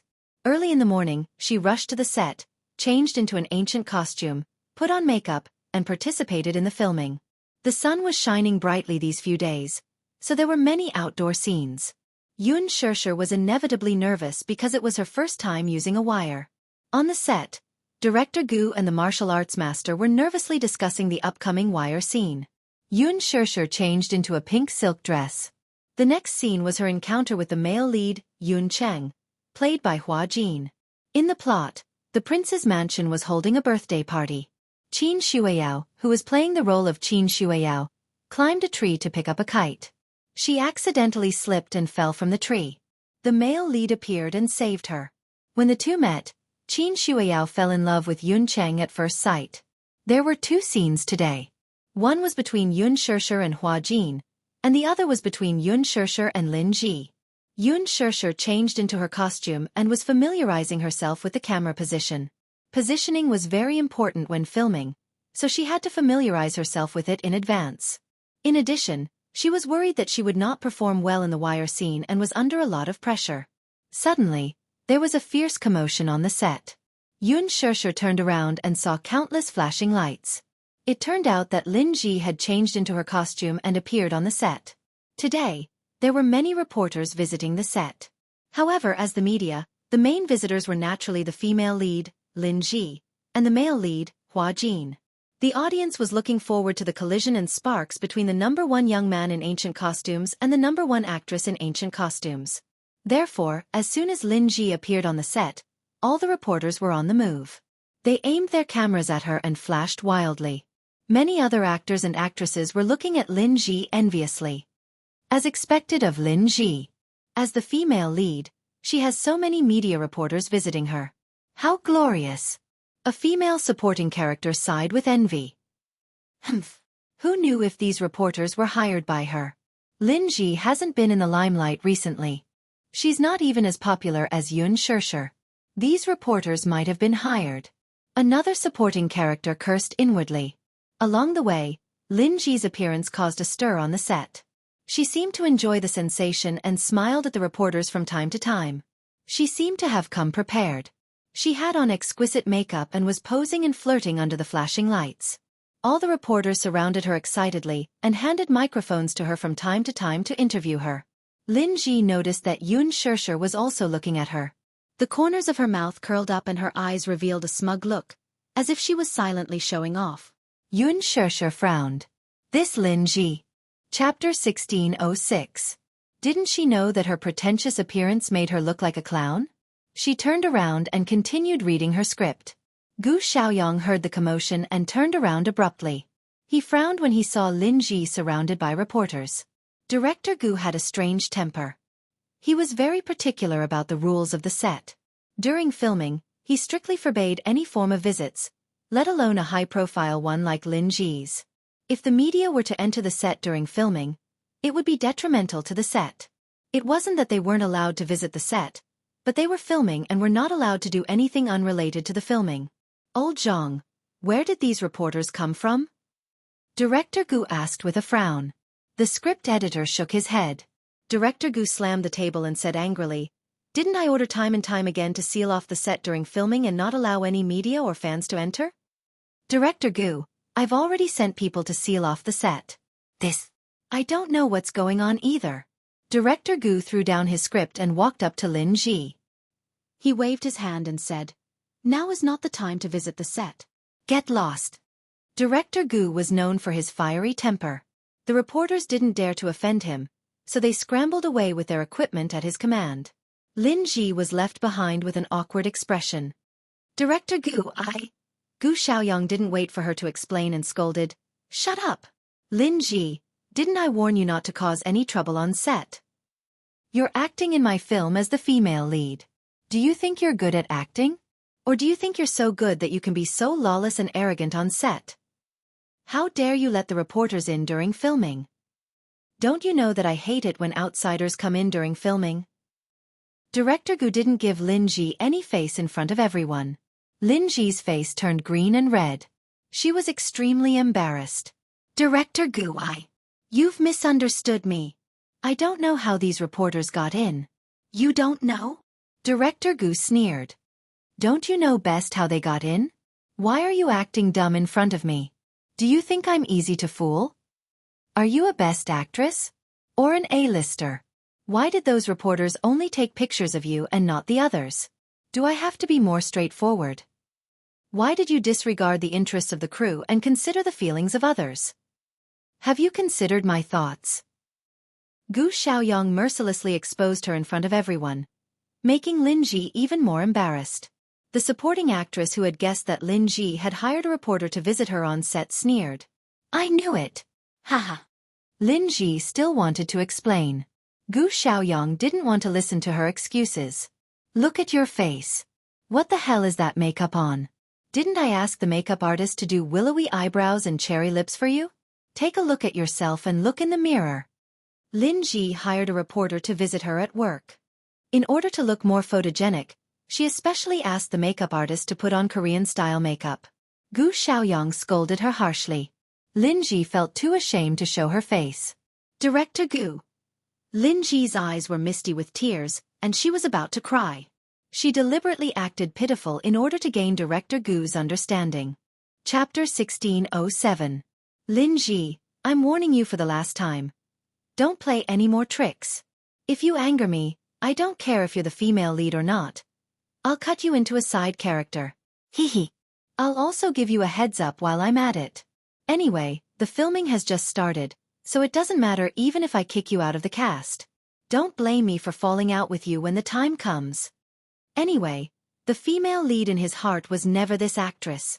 If she were to play any tricks again, he did not mind kicking her out, and replacing Yun Shirshir with her was exactly what he wanted. Yun Shirshir was the Qin Changle in his heart. Not only did she look good, but her acting skills were also better than the actress's. Alas, the actress was one step ahead and snatched the role from him. Gu Xiaoyang was still sulking because of this matter. Lin Ji's financial backer had invested a lot in the movie, so Director Gu suppressed his anger.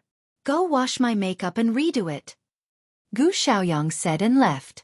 Under the mocking and curious gazes of the crowd, the actress could only grit her teeth awkwardly and return to the dressing room unhappily to do her makeup. The director walked over to Yun Shirshir, who was seriously reading the script. He nodded in satisfaction when he saw that she was focused on it. Only then did he return to discuss the wire arrangement with the martial arts director. Mu Shi happened to be delivering water to Yun Shirshir. When she saw this scene, she excitedly went up to her and said with a smile, Shirshir, the director has been looking at you just now. What? He stood beside you and looked at you for a long time. I think he saw that you were seriously reading the script and was very satisfied with your attitude. That's why he smiled in relief. Yun Shirshir smiled and said, Mu Shi, I'm a little nervous. I heard that if I'm not careful with the wire, I'll fall down. Oh please. Do you think the martial arts director on set is just for decoration? Don't worry. It'll be very safe. Mu Shi comforted her. Hua Jin also finished his makeup and rushed to the set. Yun Shirshir looked up and saw him appear. She was stunned. His first reaction was that Hua Jin's title of the best young actor in ancient costumes was not undeserved. He was dressed in a crescent white robe and had an elegant demeanor. His handsome hair was draped over his shoulders, and his beautiful and exquisite facial features were embellished with makeup. His beauty was even more breathtaking. Her charm was so outstanding that it overshadowed the beauty of the female lead. Her every frown and smile was captivating. This was the first time she had acted with Hua Jin in a scene. Hence, it was also the first time she had seen Hua Jin in his ancient costume. It wasn't that she hadn't seen Hua Jin without makeup. His skin was very good, his facial features were very three-dimensional, and his eyebrows and eyes had the unique charm of an ancient handsome man. His charming eyes were like silk, the corners of his eyes were long and narrow, and when he looked back, his smile was enchanting. Yun Shirshir's mind wandered for a moment before she exclaimed in shock. Gosh! Hua Jin's ancient costume shocked me. At the side, Mu Shi also came back to her senses. Shirshir. Gosh! Hua Jin's ancient costume is so stunning. Even if it's the real person, It's better than many of the photos of young actors in ancient costumes. It's so beautiful. She could not suppress her voice, so everyone heard her praise and could not help but look over. Even Hua Jin could vaguely hear her excited voice. He looked in Yun Shirshir and Mu Shi's direction with a meaningful gaze. Yun Shirshir felt embarrassed. Mu Shi, can you speak a little louder? Chapter 1608. Hua Jin suddenly walked toward Yun Shirshir. Yun Shirshir was stunned. She turned around and thought that Hua Jin was going behind her, but she realized that there was no one behind her. When she turned around, Hua Jin was already in front of her. He was not as tall as Mu Yaja, but he was still very tall at 1.8 meters. When he bent down to look at her up close, she could even see his flawless and perfect skin. It was as if it could be broken by the slightest breeze. What was even more stunning was his pair of deep eyes that seemed to be bewitching and could make people fall for him uncontrollably. Mu Shi was already stunned when she saw Hua Jin walking over. Yun Shirshir came back to her senses and pursed her lips. She could not help but take a step back. Just as she took a step back, Hua Jin took a step forward. Yun Shirshir frowned and took 2 more steps back with displeasure in her eyes. Hua Jin, on the other hand, smiled and took 2 more steps forward. His strides were bigger than hers, so he could not wait to be right in front of her. Yun Shirshir could even feel his warm breath on her forehead. Her heart was beating like thunder. This man, what was he trying to do? He approached her silently, just like the first time backstage at the press conference. Yun Shirshir could not understand what he was trying to do. Hua Jin's good-looking lips curled up. He lowered his head to look at her and smiled. Are you shy? When he spoke, his voice was gentle and pleasant. His voice was not as rough as a man's, nor was it as deep and mellow as Mu Yaja's. Instead, it was as magnetic as a clear spring. Yun Shirshir could not help but ask, what are you trying to do? Yun Shirshir. He called her name and smiled devilishly as he tilted his head slightly. It's our first time acting together. Yes. So. Hua Jin dragged out the last word and suddenly blinked at her. Don't you think we should cultivate some chemistry? Mu Shi, who was standing at the side, finally reacted. Seeing this scene, her eyes twitched hard. No matter how one looked at this scene, why did it seem like Hua Jin was flirting with Shirshir? Could it be? Was Hua Jin interested in her Shirshir? However, at this moment, Mu Shi was completely immersed in Hua Jin's beautiful side profile and had no time to care about anything else. Yun Shirshir laughed dryly. Develop tacit understanding? I don't know what you're talking about. But, can you not stick so close to me?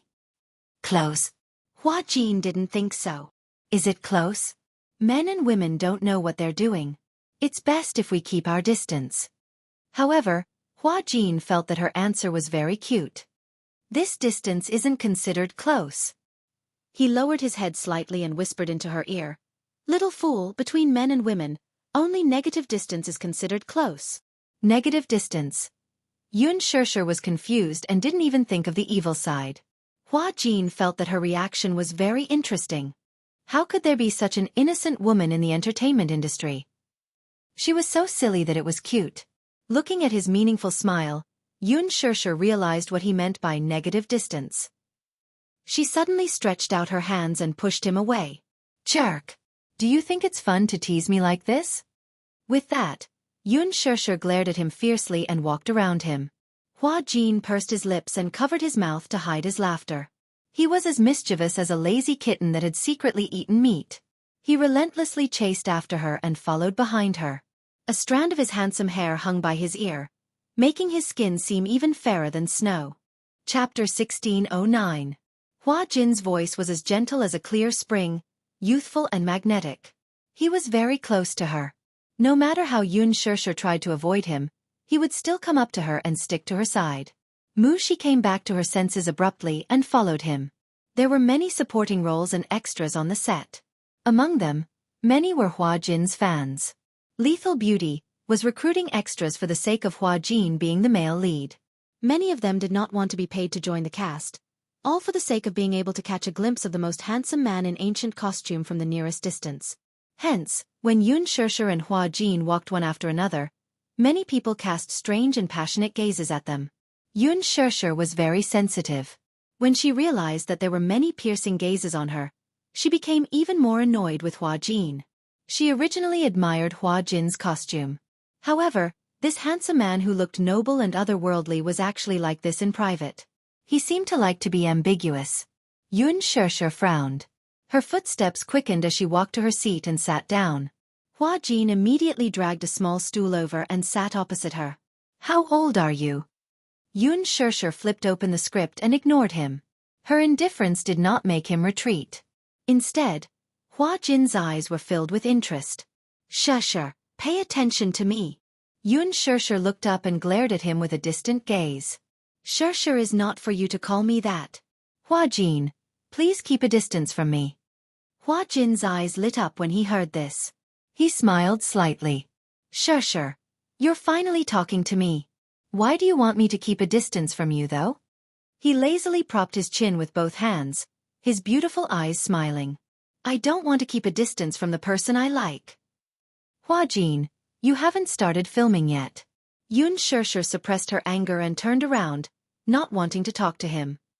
"Go away and don't bother me." "Shirshir, you're so cold to me."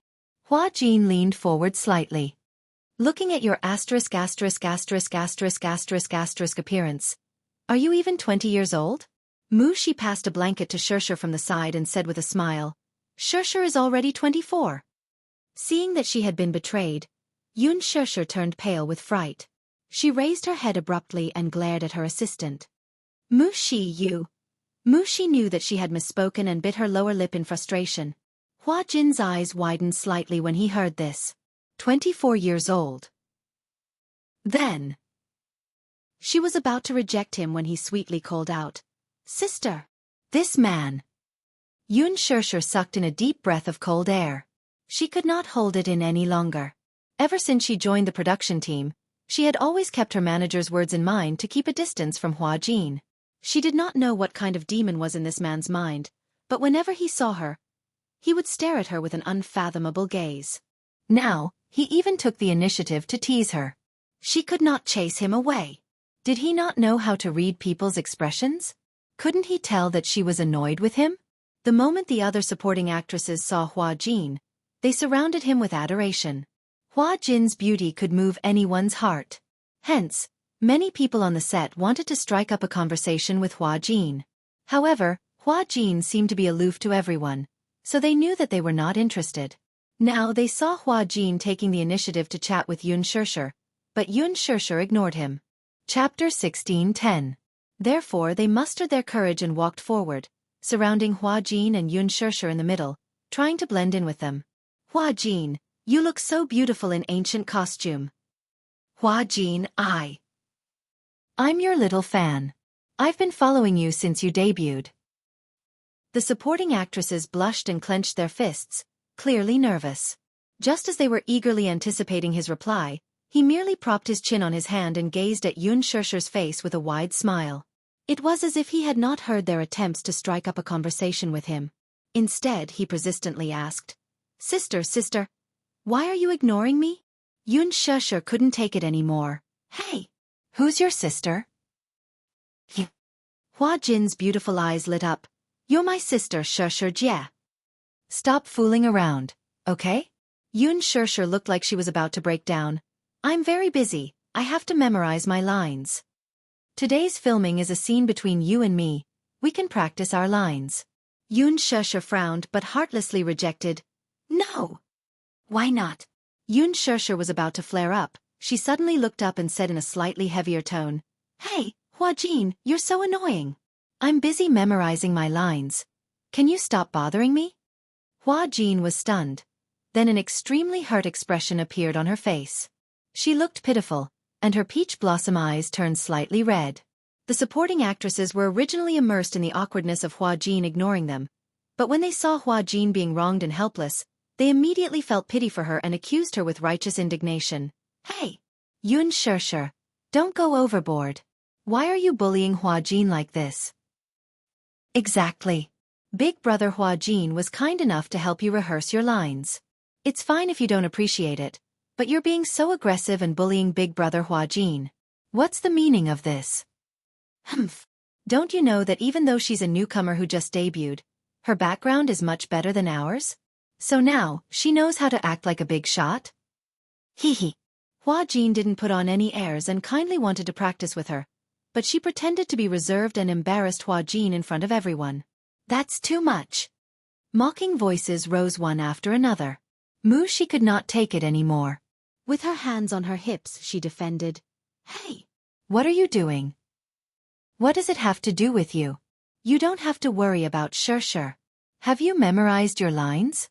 Are you familiar with the positioning? If you're so free, then wait for one more shot if you're so capable. Don't NG. Yun Shir pressed the back of her hand. That's enough. Mushi. Pausing for a moment, she turned around and looked at the cold faces around her. She sneered. My background is none of your concern.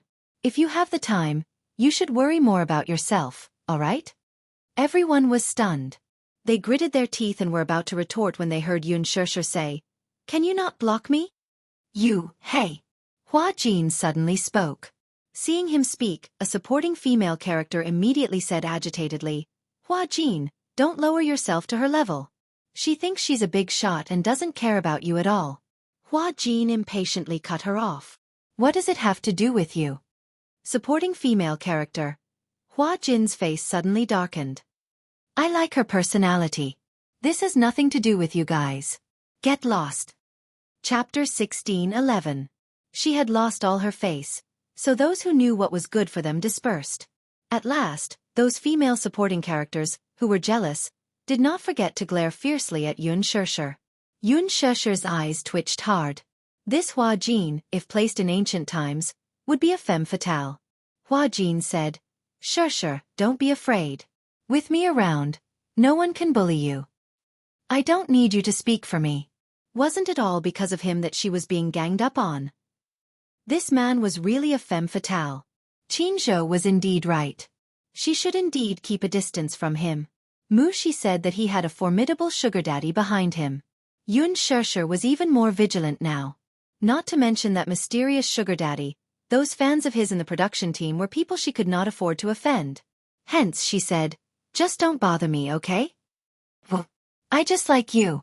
Yun Shir could not take it anymore. Even if she could not afford to offend him, could she not avoid him? Hence, she stood up abruptly. Hua Jin followed suit and asked with a smile, Where are you going? Don't follow me. Hey! Hua Jin hurriedly reached out to hold her hand when he saw her walking quickly. Yun Shir's body trembled as if she had been scalded by fire. She flung his hand away violently. She turned around angrily and glared at him, only to see that he still had that playful and mischievous expression on his face. She looked around angrily and saw that not many people were paying attention to them. She calmed down and asked with gritted teeth, What is your purpose? Motive? Hua Jin tilted his head and pondered for a moment. His lips suddenly curled into a mischievous smile as he leaned closer to her. His ambiguous breath brushed against her cheek. Is wanting to sleep with you considered my motive? With a loud bang, Yun Shir's head seemed to explode. What did he mean? She looked at him in disbelief, only to see that his expression was half joking and half serious. She couldn't tell from his tone whether he was serious or joking. But, this wasn't a joke, was it? Yun Shir widened her eyes in shock. You! She suddenly stretched out her hand and pushed hard. Hua Jin was caught off guard and was pushed to the ground. The ground was made of cement. Hua Jin fell to the ground, and a layer of skin was slightly scratched on his palm. He frowned in pain, but his brows were knitted in an innocent arc. She was as beautiful as a painting. Even when she was frowning, she was still breathtakingly beautiful. This sudden scene attracted everyone's attention. Gu Xiaoyang turned around and saw this scene. He frowned slightly. He put aside the matter at hand and walked over. What happened? Yun Shir was stunned for a moment. She had lost her mind in a fit of anger and did not expect to have such a strong hand. For a moment, she did not know how to answer.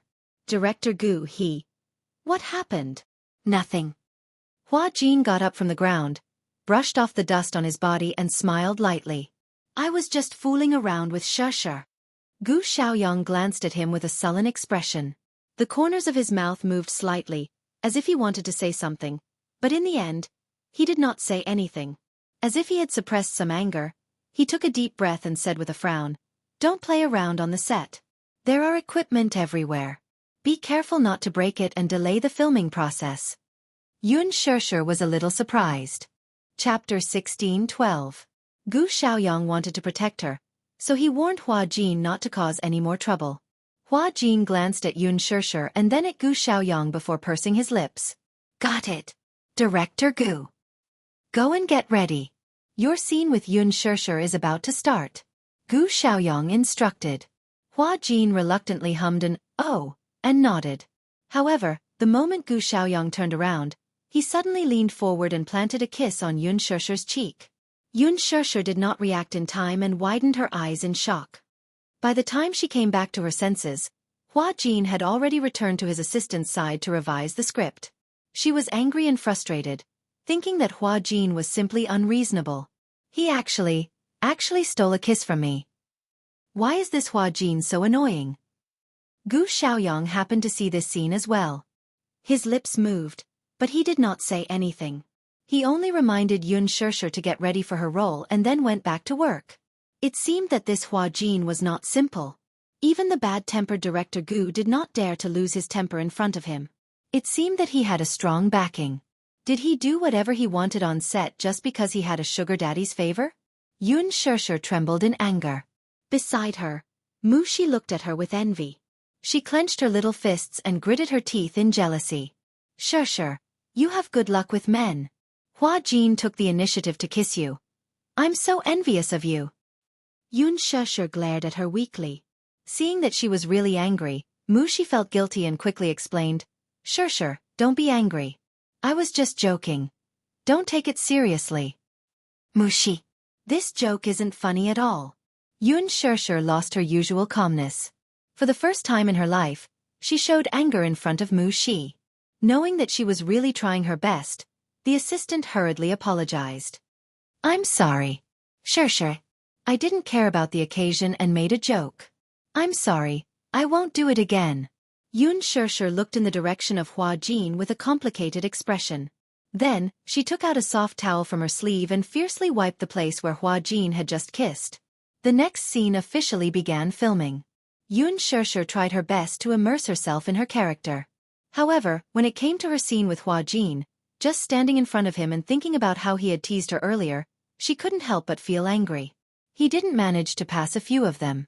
His eyes, emotions, and the tone of his lines were all wrong. It should have been an expression of incomparable adoration, but the camera caught a trace of annoyance in her eyes. Because of this, Gu Xiaoyang completely lost his temper and scolded Yun Shishir in front of everyone. Lin Ji finished her makeup and rushed to the set. When she saw Yun Shishir in a sorry state, she was secretly delighted. Serves her right. Seeing Yun Shishir being scolded so harshly, she openly mocked her. Yun Shishir felt aggrieved.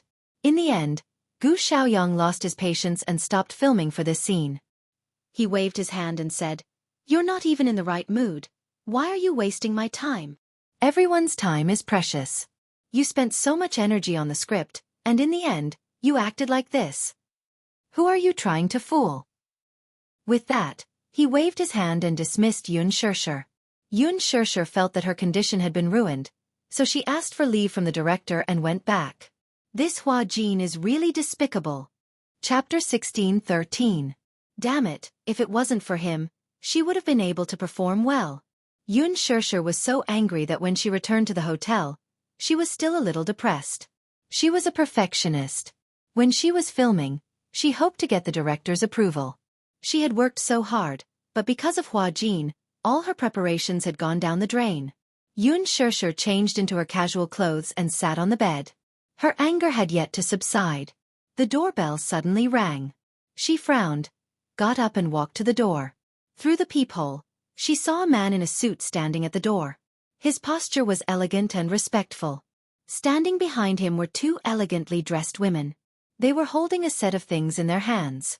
Through the peephole, she couldn't see clearly. Yun Shishir asked warily, Who is it? The man replied, Miss Yun, please open the door. I was sent by Chairman Mu to bring you to a place. Yun Shishir hesitated for a moment. Seeing that this man didn't look like a dangerous person, she opened the door. Just as she opened the door, the man saw her and bowed in a gentlemanly manner. Good afternoon, Your Highness the Princess. May I know if it's convenient to go in now? Yun Shirshir was confused by his strange way of addressing her. However, she still nodded and said, "It's convenient." The man smiled and signaled with his eyes.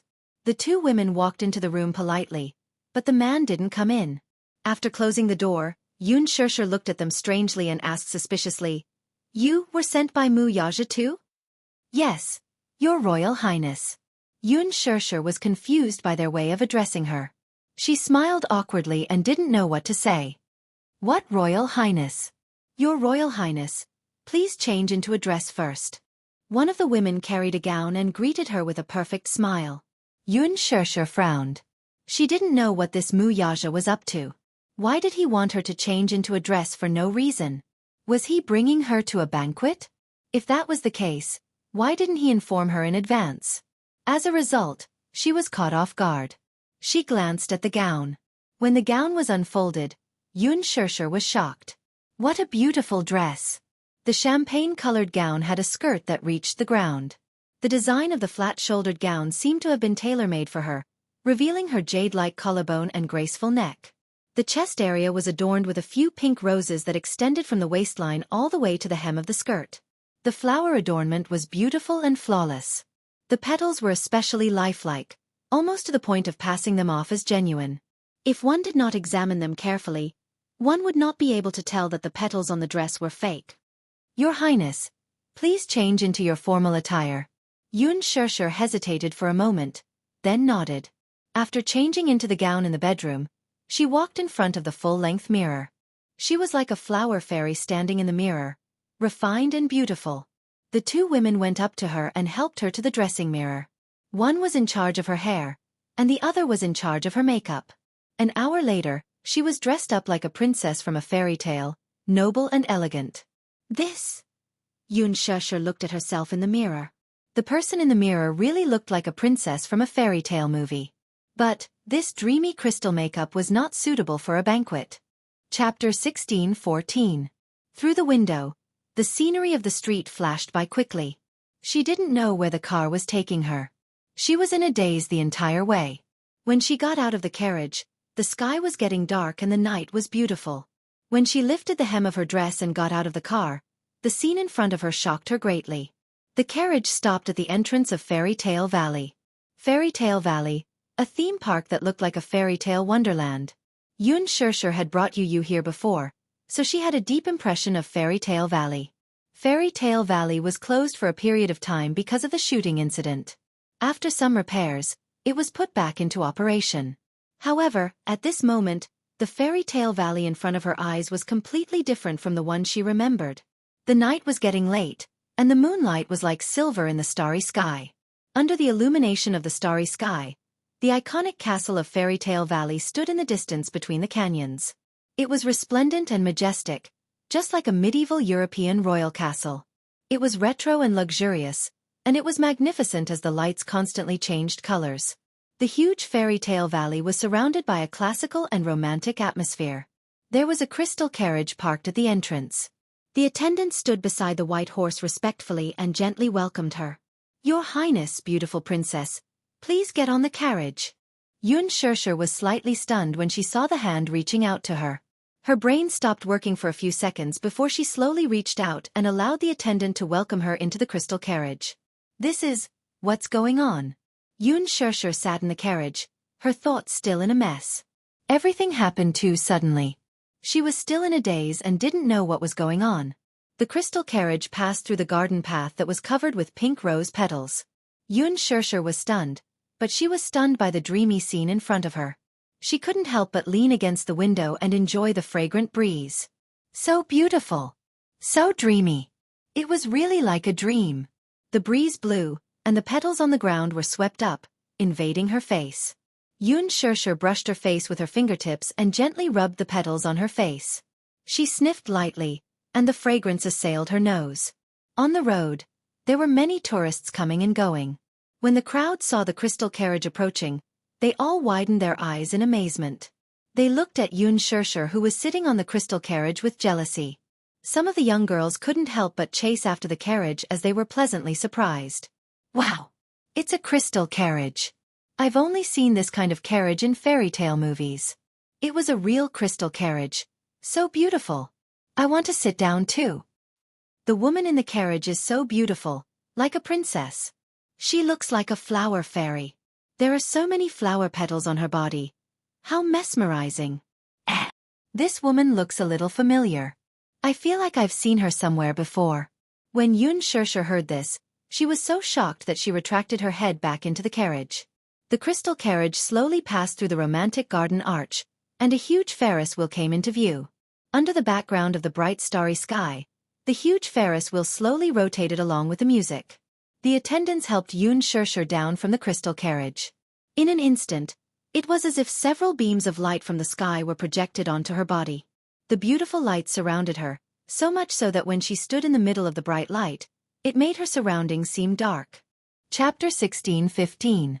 For a moment, she couldn't see her surroundings clearly. She took a small step forward, but the light followed her. Yun Shusher stopped in her tracks and was a little surprised. Just as she was at a loss of what to do, she suddenly saw a tall and slender figure slowly walking towards her from not far away. Yun Shusher widened her eyes. Standing in the light, she couldn't see clearly. In her curious and surprised gaze, a man in a snow-white suit appeared in front of her like a god. His tall and handsome figure pierced through the light and appeared in front of her. Moo! Yun Shusher's mouth gaped open in shock as she uttered a single word. Mu Yaja's appearance gave her a dreamy surprise. He was dressed in a medieval aristocratic suit. His posture was noble and arrogant, and his aura was extraordinary. He was like a Prince Charming who had appeared in front of her without warning. She had imagined countless dreamy scenes, but now, they were displayed in front of her without warning. She couldn't come back to her senses for a long time. Yun Shusher stared at the handsome man in front of her in a daze. She was a little speechless. Did he prepare everything in this fairy tale-like fantasy for her? Yun Shusher's body stiffened slightly. In front of her, the strong light left a deep impression on his exquisite facial features.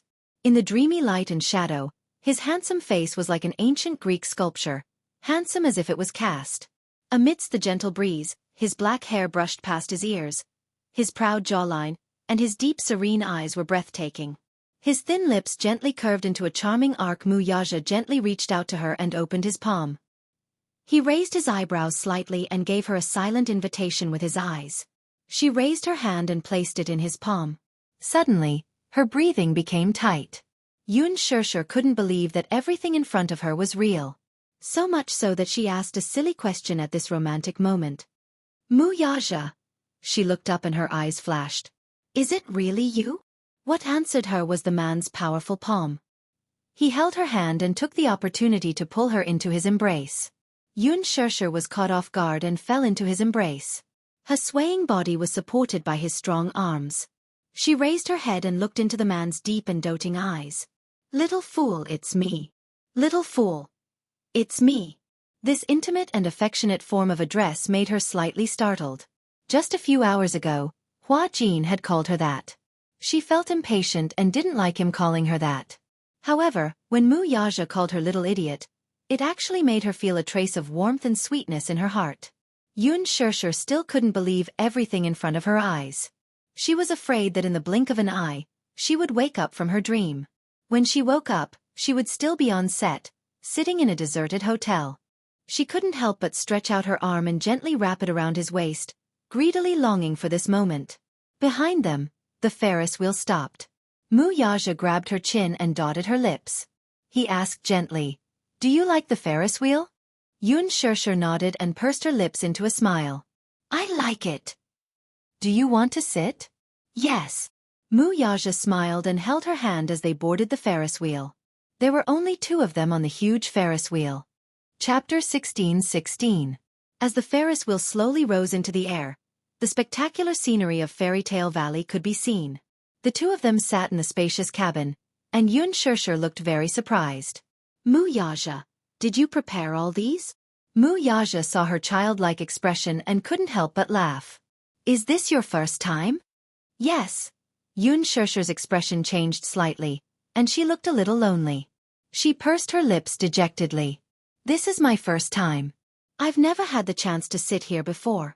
It's rare to come to a place like an amusement park." He leaned back gracefully. Do you like it? Yun Shirshir smiled in satisfaction. I like it. I really like it. In the hearts of young girls, there was always a princess dream. They dreamed of becoming the prince in their hearts, Cinderella. Yun Shirshir was no exception. But fairy tales were fairy tales, and dreams were just dreams. That crystal carriage is really beautiful, just like in fairy tales. Have you seen Cinderella before? No, the carriage in Cinderella is a carriage made from a pumpkin by the fairy godmother. Mu Yaja merely watched her gesticulate excitedly without saying a word.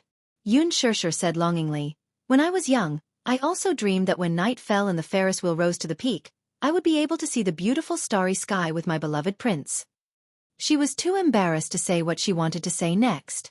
When the Ferris wheel rose to the sky, fireworks would be dazzling in the starry sky, and the prince would take out a beautiful diamond ring, propose to her, and kiss her in the beautiful night. She only hid these beautiful fantasies in her diary. She smiled embarrassedly. This dream must be very silly, right? I think so too. Mu Yaja's lips curled into a smile as he lowered his head to light a cigarette. Holding the cigarette between his lips and smiling eyes, he actually made her heart palpitate with excitement. Yun Shirshir's cheeks burned strangely. She turned her face away guiltily, but secretly glanced at him from the corner of her eyes. Usually, he liked to wear black shirts, but today, he was wearing a noble suit and looked very handsome. So much so that she was embarrassed to look him in the eye. Mu Yaja leaned back in his seat. His fair and flawless skin, his gentle gaze, and his thick and long eyelashes intertwined with each other. There was a faint dimple at the corner of his lips. When he smiled, it was very beautiful, revealing a trace of freshness and purity. It was the complete opposite of his expressionless face, making people involuntarily want to get close to him. She didn't know why, but she didn't like men who smoked, yet she didn't dislike him. She was even a little obsessed with how he looked when he smoked. Yun Shirshir stared blankly and couldn't help but curve her lips. Mu Yaja suddenly raised his eyes and looked at her calmly. Yun Shirshir was startled. She turned her head abruptly, only to find that the Ferris wheel had already risen to the highest point. She stood up excitedly and leaned against the windowsill. She looked up at the starry sky and held her face in her hands in amazement. It's so beautiful. Yun Shirshir smiled happily like a child. Mu Yaja took a deep puff of his cigarette and put it out. He got up casually and slowly approached her from behind. Aware of the movement behind her, Yun Shirshir smiled and turned her face. Suddenly, her chin was gently lifted by slender fingers. Chapter 16-17. Mu Yaja's perfect, handsome face inched closer to hers. His thin, moist lips gently covered the corner of her lips. The faint smell of tobacco permeated between his lips and teeth. Together with his unique fragrance, it refreshed her heart and mind. Yun Shirshir was stunned. Her eyes suddenly widened and she furrowed her brows in disbelief. Mu Yaja covered her eyes in dissatisfaction and gently lowered his eyelids. She tossed and turned in his soft kiss. His deep affection for her, which seeped into her bones, made her heart pound like thunder for a moment. Outside the window, the moonlight flowed gently and the mottled shadows of the stars contrasted with the white light. His face seemed to be plated with a layer of moonlight, making his skin look even more jade-like. Through the gaps between her fingers, Yun Shirshir carefully opened her eyes. Mu Yaja's beautiful face was faintly discernible. The Ferris wheel slowly rotated, and she slowly closed her eyes.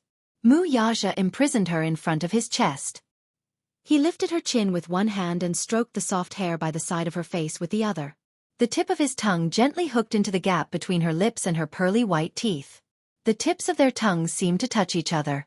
Yun Shirshir's cheeks suddenly flushed red and her hands moved restlessly in front of his chest. She seemed to be a little nervous. She suddenly felt. The scene in front of her was extremely familiar. Where had she seen it before? Yun Shirshir was a little confused but she couldn't pinpoint what was wrong. Mu Yaja comfortingly grabbed her wrist and slowly moved it to his waist. Thus, she obediently wrapped her arms around his waist. Their fingers interlocked, but her knuckles were white from nervousness. A bunch of fireworks suddenly rose in the sky and bloomed beautifully. Mu Yaja lifted his head. Yun Shirshir lowered her head shyly and bit her lip hard. He smiled and lifted her chin, giving her a light peck on the lips. Shirshir, marry me, Mu Yaja's voice was slightly deep as he slowly said those words. He raised his eyebrows and gazed at her face gently. Sure, marry me. Those words sounded so pleasant when he said them in such a mellow and magnetic voice. His large palm grabbed her hand. Immediately after, a circle of coldness stuck to her ring finger and slid down to the base of her finger.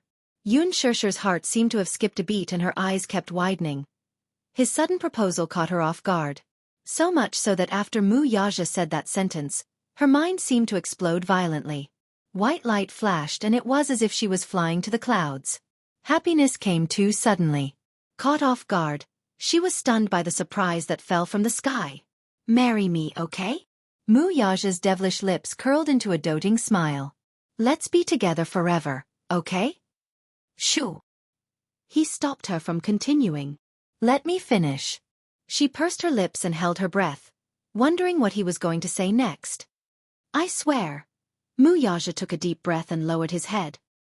He touched the tip of her nose and rubbed it intimately. When he opened his eyes again, his gaze was deep. I'll use my life to dote on you and protect you. Yoon Shusher's red lips trembled slightly. She could not help but feel like crying because of him. I'll dote on you forever. Are you willing to be my little princess forever? Behind him, a bunch of fireworks rose and bloomed beautifully in the sky. Mu Yaja held her hand gracefully. Yoon Shusher's gaze fell on her ring finger. Chapter 16-18. It was a 1-carat pink diamond ring, exquisite and luxurious. Yoon Shusher recognized it at a glance. This was a rare custom-made pink diamond from Dari Ring. Dari Ring was a romantic luxury brand. Men could only customize one diamond ring in their lifetime based on their ID card. A man could only customize one diamond ring in his lifetime. It symbolized the most romantic promise. The ring he put on for her was from the Dari Ring With You series. It was worth 8 figures. Yoon Shusher's eyes suddenly moistened. She was touched, but at the same time, she didn't know whether to laugh or cry. How could this man be so domineering in his proposal? He put the ring on her ring finger without any explanation. It was obvious that he wouldn't allow her to refuse. She could feel that in his eyes, she had really become a little princess who was doted on by thousands. She really couldn't believe everything that was happening in front of her eyes. It should have only appeared in her diary, everything that was in her fantasy. Getting on the Ferris wheel with the person she loved, proposing to her in the sky full of fireworks, begging her to marry him. This was clearly a beautiful fairy tale plot, but it actually appeared in her life. Mu Yaja saw that she was so touched and happy that she lost control. His heart ached a little, but in an instant, it softened beyond belief. Shusher, promise me. Mu Yaja cupped her face, his gaze sincere. He wasn't a man who understood romance. Therefore, perhaps tonight's romantic proposal was the most romantic proposal he could imagine. In business, he had always been cold, decisive, and wise. However, he had always been lacking in romance cells. Therefore, perhaps in her eyes, even a proposal seemed so domineering that she couldn't refuse. However, he really wanted to protect her for the rest of her life. He had prepared for this proposal for a long time. Everything was done by him personally, all for the sake of giving her a dreamy surprise on this day. Perhaps in the past, he also couldn't believe that he would secretly spend so much effort for a woman, just for a proposal. As long as he waved his hand, there probably wouldn't be a woman who would refuse his proposal. In the past, marriage to him was nothing more than a ritual and a shackle. But now, because of her, he had changed his view of marriage. If he had to say that marriage was a shackle, then he was willing to be trapped. Trapped by her. Yoon Shusher was crying and laughing at the same time. She nodded and agreed. Okay. Okay. Idiot. Yoon Shusher didn't know whether to laugh or cry. What I mean is, I'm willing. He had formally proposed to her. And she was willing to marry him. She was willing. She was willing. She was really willing. These words kept repeating in Yoon Shusher's mind, and her mood also climbed to the clouds along with the gorgeous fireworks in the night sky. When Mu Yaja heard this, a satisfied smile bloomed on his face. He hugged her in his arms and kissed her passionately under the fireworks in the sky. The Ferris wheel climbed to the highest point. Yoon Shusher nestled in Mu Yaja's arms and looked at the beautiful night sky outside the window. She couldn't help hugging her arms tighter. Do you know? Right now, I feel like I'm in a dream. Until now, I still can't believe it. Chapter 16-19. When I was young, I yearned for the princes and princesses in fairy tales. I fantasized that one day, I would sit on a Ferris wheel with my beloved, and he would propose to me with fireworks in the sky. Halfway through her speech, she suddenly felt that something was amiss. Yun Shusher furrowed her brows and glared at him. Hey, did you peek at my diary? Mu Yaja's face showed a hint of awkwardness at being exposed.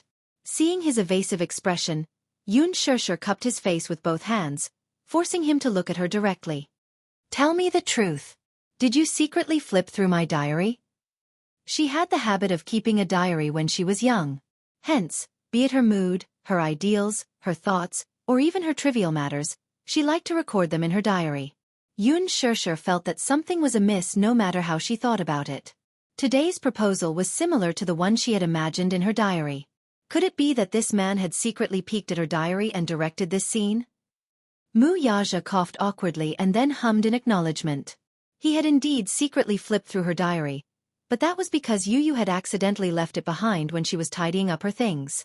He did not know that it was a diary, so he picked it up and flipped through a few pages until he reached one of them. On top of it were the notes of Yun Shusher when she was young. He skimmed through it and memorized her wish in just a few glances. Mu Yaja told her everything truthfully. Yun Shusher did not show it on her face when she heard it, but she was very touched inside. Mu Yaja! She lowered her head and hesitated for a moment before smiling. Thank you. She had to thank him for silently fulfilling a wish of hers that she could only dream of. The Ferris wheel descended. When the door opened, fireworks rose from the ground. Yun Tianyu and Xiao Yichen appeared before her like two little angels, holding birthday cakes in their hands. Mommy! Happy birthday! The two children's tender voices were pure and cute. Yun Shusher was pleasantly surprised once again. So much so that she stared blankly at the scene in front of her, unable to react in time. So today was her birthday? She didn't realize it, but she didn't expect the two little guys to remember her birthday. They even prepared a cake and a gift in advance. There was such a big surprise. Yun Shusher was so moved that tears gushed out of her eyes. She had been on set for so long and had been separated from the two little guys for so long. She missed them very much. Yun Shusher lowered her body slightly and opened her arms. My two darlings, Mommy missed you so much. Mommy. Little Yichen let out a whimper as tears welled up in his eyes as he threw himself into her embrace. Yu couldn't help but laugh. He pursed his lips and walked to Yun Shusher's side a little bashfully. He put the crown he made on her head. Dear Mommy, happy birthday. I hope you will be happy forever. Yu will love you forever. He cupped her face and kissed her affectionately on the cheek. Yun Shusher was touched and pulled him into her embrace. She hugged the two little lads tightly, unwilling to let go. Mommy missed you guys so much. Xiao Yichen heard that and a few drops of tears fell. Mommy, why didn't you come home for so long? I missed you so much. Chapter 16-20. Humph. Mommy, even if you know you're wrong, I won't forgive you so easily. Xiao Yichen pretended to be reserved as he counted with his fingers. Yun Shusher pursed her lips and asked teasingly. Then Xiao Yichen, what do I have to do to make you forgive Mommy? Unless. Xiao Yichen blinked mysteriously, tapped his cheek, and smiled. Mommy, give me a kiss. Yun Shusher was amused by him. Then, she kissed him hard on the cheek. Xiao Yichen was satisfied. Then, he took out the handmade gift that he had hidden behind his back and held it in front of her. It was a bouquet of handmade roses. Xiao Yichen had specially asked a handmade teacher to make it for him. He thought that since it was his mommy's birthday, he had to give her a happy present. After much thought, he decided to give her a bouquet of handmade roses. Handmade flowers would never wither. The meaning behind the bouquet was that he hoped his mommy would be like a beautiful flower that would bloom forever. Yun Shusher held the bouquet in her hands. Her heart was filled with warmth. Xiao Yichen's handwork skills were not as good as Yu's. He was a little clumsy. When he was in school, he did not like to do handwork. Hence, the handmade flowers were a little rough. However, it was obvious that he had put a lot of effort into it. Every edge was carefully trimmed and neat. The coloring was also very serious. Although there were not enough details, the overall product was very beautiful. Yun Shusher loved it very much. She looked at the flowers with a smile on her face. She felt a sense of satisfaction that she had never felt before. Xiao Yichen asked nervously, Mommy, do you like the flowers I made? Of course I like them. Mommy really likes the gift you gave me. Really? Xiao Yichen was instantly elated. He was so proud that he wanted to fly to the clouds. Mommy had praised his handwork. Mommy liked the flowers he made. His little tail was about to curl up into the sky. Yun Shusher's affirmation was better than anyone else's praise. Mu Yaja's eyes twitched as he watched from the side. On the way there, he praised Xiao Yichen and said that his handiwork had improved, but Xiao Yichen was still unhappy. Yun Shusher's praise actually made him so proud. Unfair. Yu Yu was jealous. She quickly grabbed Yun Shusher's arm and walked over to the cake.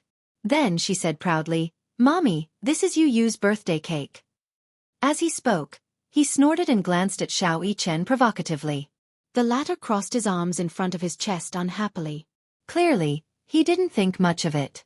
His eyes seemed to say, Mommy would definitely like the flowers I sent her. Yu Yu replied with a cold stare. Naive.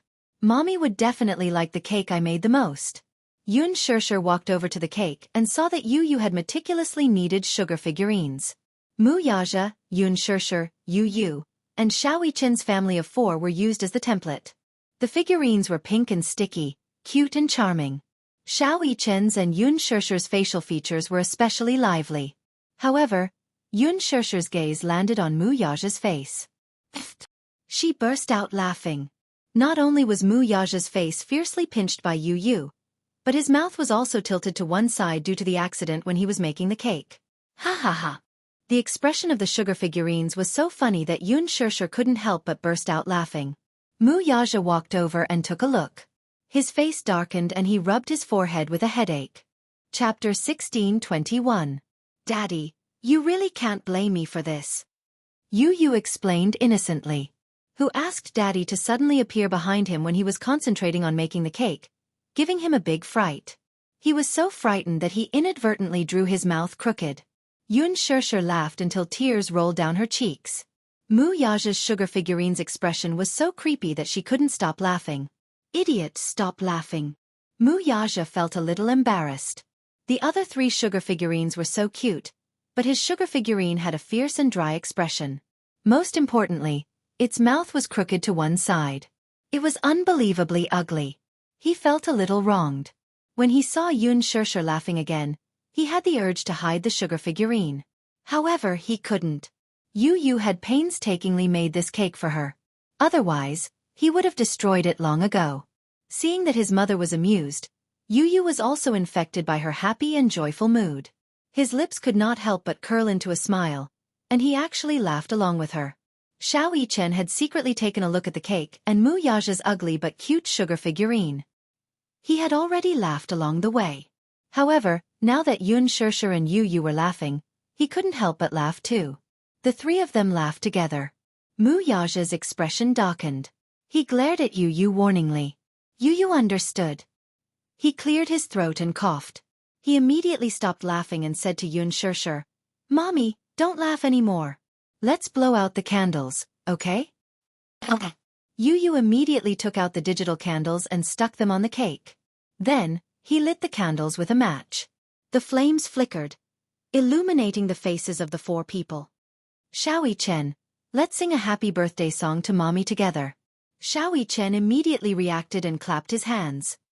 Happy birthday to you. Happy birthday to you. Happy birthday to my dear Mommy. Happy birthday to you. Yu Yu said excitedly, Mommy, hurry up and make a wish.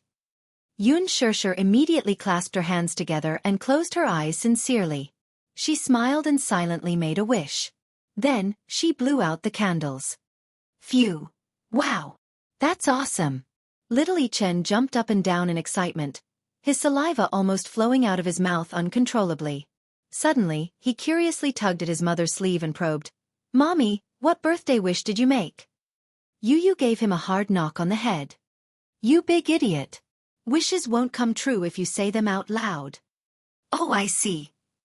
Xiao Yichen couldn't hide his disappointment. However, when he thought about how he was going to eat the cake, he immediately became happy again. I can finally eat the cake. As he spoke, he greedily reached out his little hand to grab the little sugar figurine on the cake. Yu hit his head again. Idiot! Mommy hasn't cut the cake yet. You're not allowed to eat it. Xiao Yichen groaned and held his forehead in pain. He blinked his big watery eyes sadly and looked at Yu as if he was silently complaining. Yu also stared at him. Yun Shishir didn't know whether to laugh or cry.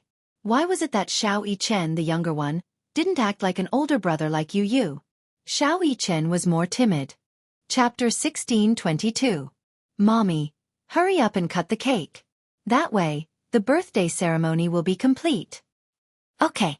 This little bun really knew more than she did. Mu Yaja walked forward and held her hand. Yun Shishir turned around and smiled at him. Then, they cut the cake together. The two little guys clapped and cheered. Yu, can we eat now? Little Yichen stared at him greedily, his saliva almost dripping from his mouth as he stared at the cake. Yu glanced at him in disdain and said expressionlessly, "Please wipe your saliva first." Xiao Yichen was confused. Yu sighed and rubbed his forehead. Stupid brother, why are you so greedy? Because Yu's cake looks so tempting. It must be delicious. Xiao Yichen said honestly. Yu was speechless for a moment. Then, he sighed and took the initiative to cut a piece of cake and passed it to him. You little greedy cat, eat it. I don't want this. I want the sugar figurine on the cake. Yu pondered for a moment and asked curiously, which one do you want? Xiao Yichen was drooling. I want yours. Yu immediately said, No. Why not? Can't you eat yours? Xiao Yichen felt wronged and said, Mine doesn't look as good as yours. Stingy Yu, let me eat your sugar figurine. As he spoke, he started to act coquettishly. Yu, on the other hand, stood firm and shook his head vigorously. No. I won't let you eat mine. Humph. Yu, stingy. Then I'll eat Mommy's sugar figurine. As he spoke, he reached out his hand and grabbed the cutest sugar figurine that Yu had spent the most effort on. Smack. Yu slapped his outstretched hand away with a look of disdain. No. Xiao Yichen said dejectedly, What's wrong now? You can't eat Mommy's either. Why don't you eat Daddy's food? Yu said. When Xiao Yichen heard this, he felt wronged and mumbled unwillingly, I don't want to eat Daddy's little candy figurine. She's so ugly, I can't bear to eat her. Yun Shishir and Yu burst out laughing at the same time. At the side, Mu Yaja's face was extremely gloomy. There seemed to be cold air around him. Xiao Yichen shuddered violently. When he turned around, he saw Mu Yaja's incomparably frightening expression. He immediately explained earnestly, Daddy, I'm sorry. I'm not saying that you're ugly. I'm saying that the little sugar figurine on the cake is ugly. Don't be angry. Yun Shishir. Mu Yaja's face darkened even more. Why did this little guy have to explain to him so seriously? Was he born to be a comedian? Yu said, Xiao Yichen, be good and let Mommy choose a candy figurine first. It'll be your turn after that. As he said this, he turned around and said seriously, Mommy, pick a candy figurine and try it. Yun Shishir said in surprise. Are you talking about the candy figurine standing on the cake? Yes. Can it really be eaten? She was still a little surprised. This was the first time she had seen a candy cake. The 4 little candy figurines that Yu had molded were lifelike, lively, and adorable. She did not expect that these candy figurines could be eaten. Lifelike. Except for Mu Yaja's candy figurine. Chapter 16:23. Anyway, she didn't want to eat his little sugar figurines. Yu looked at her with disdain. Stupid mommy. Of course you can eat them. These figurines are made with sugar. The insides are filled with sugar and the outside is coated with icing. They're very sweet. However, this is my first time trying to make a sugar cake and I haven't tried it yet. I don't know how it tastes. Mommy, try it first. Yun Shishir nodded. Then, she reached out her hand and picked between the 4 figurines with her fingertips. At that moment, she couldn't decide which one to eat. Although these figurines were made with sugar, they could still break their necks in one bite. Just thinking about it was a little creepy. Yu suddenly asked, Mommy, What flavor do you like? Flavor? Yu blinked and said proudly, yes. I made these 4 figurines with different flavors. There were different flavors of sugar and sugar, so there were many flavors to choose from. He purposely chose 4 flavors and made 4 little sugar figurines. Therefore, each of the 4 little sugar figurines had a different flavor and were unique. When Muyaja heard this, he looked at him in surprise. This kid was full of tricks. There were actually 4 different flavors of sugar figurines. Yun Shishir was interested. She pointed at Xiao Chen and asked, what flavor does Xiao Chen have? Strawberry. Then what about yours? My little sugar figurines are made with milk flavor. Yu smirked. Muyaja asked curiously, then what about mine? Daddy's is made with chocolate. Xiao Chen was also very interested. He asked greedily, then what about mommy's? Yu smiled mysteriously. That's a secret. Humph. Wow, with Yu's tantalizing words, Xiao Chen's desire grew. The unknown and the most mysterious were always the most desirable. Xiao Chen wanted to try the flavor of his mommy's little sugar figurines even more. Yun Shishir glanced at Xiao Chen. She saw that he was staring at her little sugar figurines greedily. Therefore, she picked one of Xiao Chen's little sugar figurines and left hers for the 2 little guys to try. She raised Xiao Chen's little sugar figurines and waved it in front of him. She pretended to be fierce and said, Xiao Chen, mommy is going to start eating you. As she spoke, she deliberately and viciously bit the sugar doll's little hand, forcefully.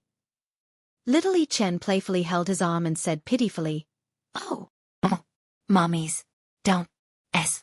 His exaggerated and amusing reaction made it seem as if she had bitten him alive. Muyaja's lips curled into a smile as he was amused by his son's clown side. Yu said cheekily from the side, mommy, bite his head. Yun Shishir raised her eyebrows and bit Xiao Chen's head. Xiao Chen immediately pretended to be in pain and held his head. My head. Seems to have been bitten by something. It hurts. It hurts? Ha ha ha, Yun Shishir couldn't help but laugh. All right, Xiao Chen, mommy won't tease you anymore.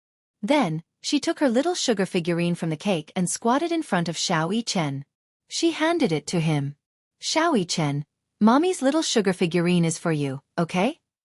Chapter 1624. Thank you, mommy. I love mommy so much. Yu immediately said indignantly, idiot, why aren't you thanking me? I made the cake. Xiao Chen smiled. Thank you, Yu. Yu was finally satisfied. Yun Shishir looked at him lovingly. Xiao Chen, try Yu's cooking. Xiao Chen couldn't wait to take a bite. The poor little sugar figurine was bitten off by him, revealing a cross-section of its head. It was actually rainbow candy paste. Wow! Xiao Chen's mouth was full as the sweet candy paste filled his mouth. The delicious sweetness filled his mouth, and he was so happy that he wanted to cry. It's so delicious. This is the most delicious cake I've ever eaten. Xiao Chen was pleasantly surprised. He danced with joy and excitement. Yun Shishir glanced at it and was also surprised. She didn't expect her little sugar figurine to be made with rainbow candy paste. It had to be mentioned that the candy paste only had 1 flavor. However, Yu had spent a lot of effort on her sugar figurine. He purposely mixed different flavors together. The purple one was grape, the red one was strawberry, the green one was apple, the orange one was orange, the yellow one was lemon, the red one was coffee, and the blue one was blueberry. The 7 flavors implied that in his heart, his mommy was the most perfect woman in the world. There were a total of 7 flavors. In order to prevent the candy paste from melting and mixing the flavors, he specially used a sugar coating to separate the flavors. He spent about an hour just to make this sugar figurine. From kneading it into shape, to coloring it, and finally to the finished product, he was especially serious. Yun Shishir was so touched. She knew very well how much time and energy it took to bake. In the past, when she had a personal activity in school, she had also tried to bake. However, she was clumsy and the biscuits she made were all burnt. Just by looking at this beautiful cake, Yun Shishir could imagine Yu standing on a stool in the kitchen with his head lowered, carefully kneading the cream in his hands, imagining her appearance as he carefully made the cake. A warm current seemed to flow into his heart. Today was really... what a pleasant surprise. This was probably the happiest birthday she had ever had in her life. Yun Shirshir was satisfied. Xiao Yichen raised the candy figurine to Yun Shirshir's lips and said considerately, "Mommy, this candy figurine made by Yu is so delicious. You should try it too." Yu was also looking forward to it. "Mommy, try it and see how it tastes." "Yes." Yun Shirshir nodded and took a bite under the serious gazes of the two little munchkins. When the 7-colored candy paste entered her mouth, it instantly overflowed with sweetness, filling her mouth and teeth. The candy paste made by Yu was sweet but not greasy, soft but not sticky. It was just the right amount of sweetness, but it made one want to taste it again. Yun Shirshir had never eaten such a delicious cake and was pleasantly surprised. "It's so delicious," she said honestly. "Yu, how did you come up with it?" "I bought a baking book and learned a little from it." After pausing for a moment, Yu said proudly, "However, Mommy's candy figurine wasn't learned from the book. I created the rainbow candy paste myself. It's really great." Chapter 16:25. When Yu saw this, he was naturally happy. He could tell that his mommy was enjoying the birthday present that he had specially prepared for her. "Mommy, is it delicious?" "It's delicious." Xiao Yichen was the first to reply. Yu glanced at him. "Humph. Greedy little kitten. I didn't ask you." Yun Shirshir was delighted. She bent down and hugged him.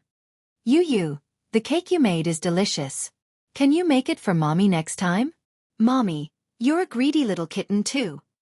Although Yu sounded arrogant, he couldn't hide the joy on his face. He licked his pink lips and asked bashfully, "Then, Mommy, do you like the birthday present that Yu specially prepared for you?" "I like it," Yun Shirshir answered without hesitation. When Xiao Yichen heard this, he leaned over and said, "Mommy." "Mommy." "Then, do you like the birthday present that I made?" "I like it very much too." Yu and Xiao Yichen looked at each other. The two little guys seemed to be fighting over this. Sparks flew in the air. The two squishy little balls looked at her and asked in unison, "Then whose present does Mommy like the most?" Yun Shirshir was stunned. She looked at the two children blinking their big watery eyes at her. For a moment, she couldn't make a choice. She liked the presents that the two children had given her a lot. She couldn't tell which one she liked the most. She was very touched. However, the two little lads seemed to be fighting for her attention. They insisted that she pick one. She really couldn't pick one.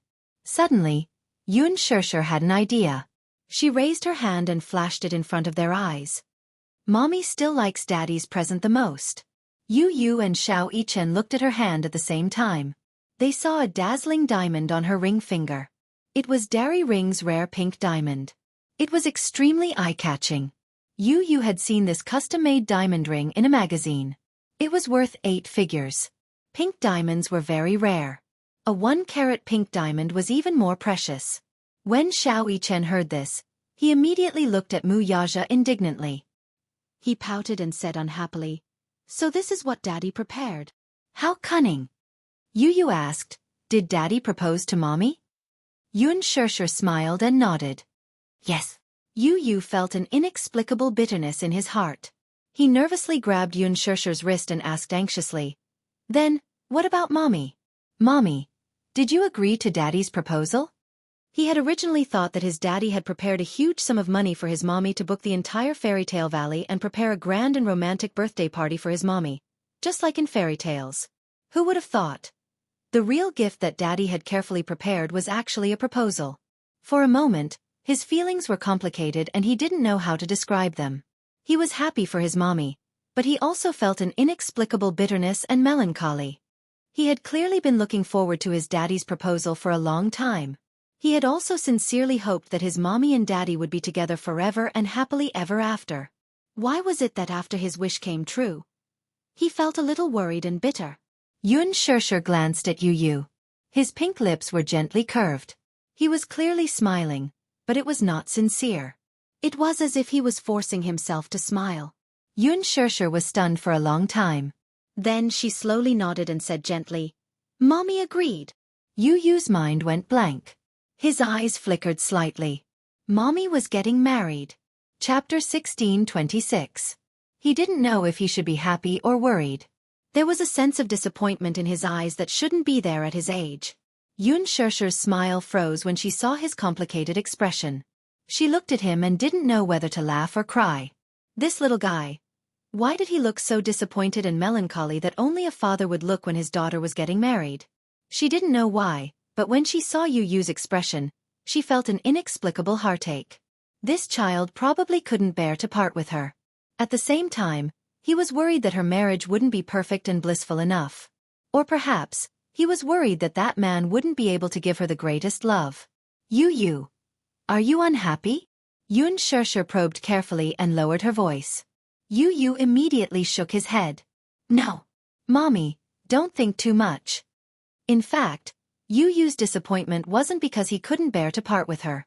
It was because he was afraid that his daddy wouldn't be like him, who would accept his mommy unconditionally and treat her like the apple of his eye.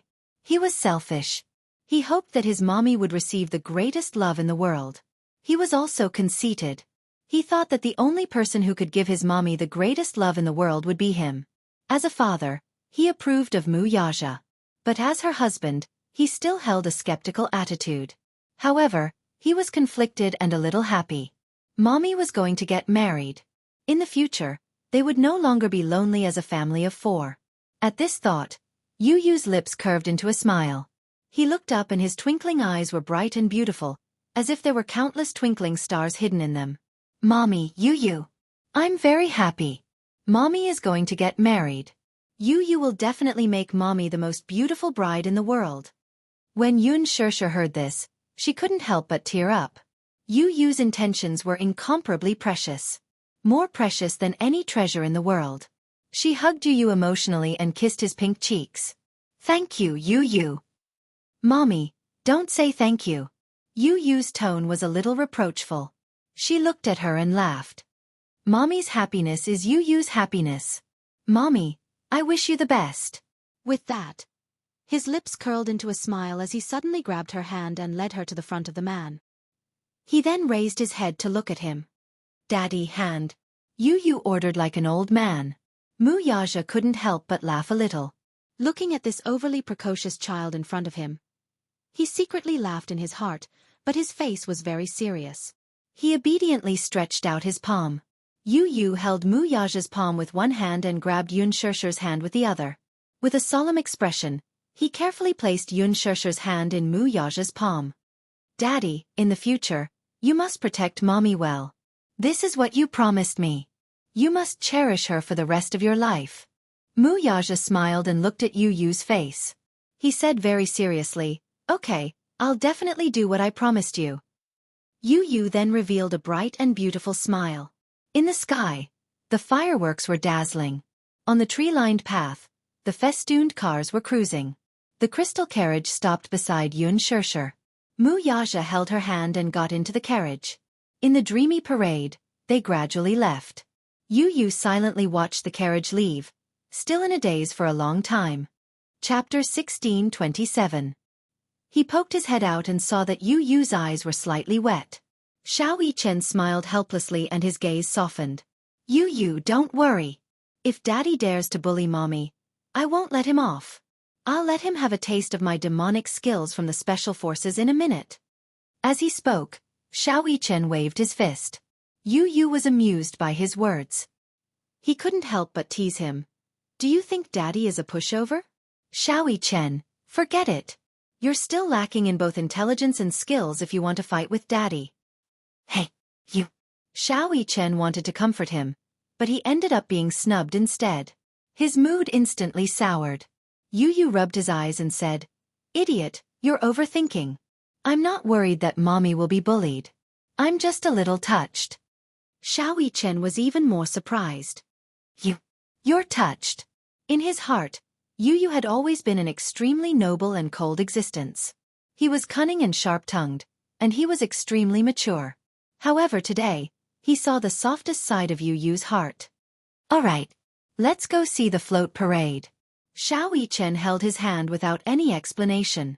Yu nodded and the two little lads walked in the direction of the float parade. On the float parade. Yoon Shirshir looked at the float parade that kept passing by. On the float parade, there were two actors dressed as the king and queen from the fairy tale. They were waving at the tourists by the roadside. Mu Yaja had spent millions to book the entire fairy tale valley and silently prepared a romantic proposal for her. Although he had booked the entire valley, it was still open to tourists. He wanted the whole world to be a witness to this proposal.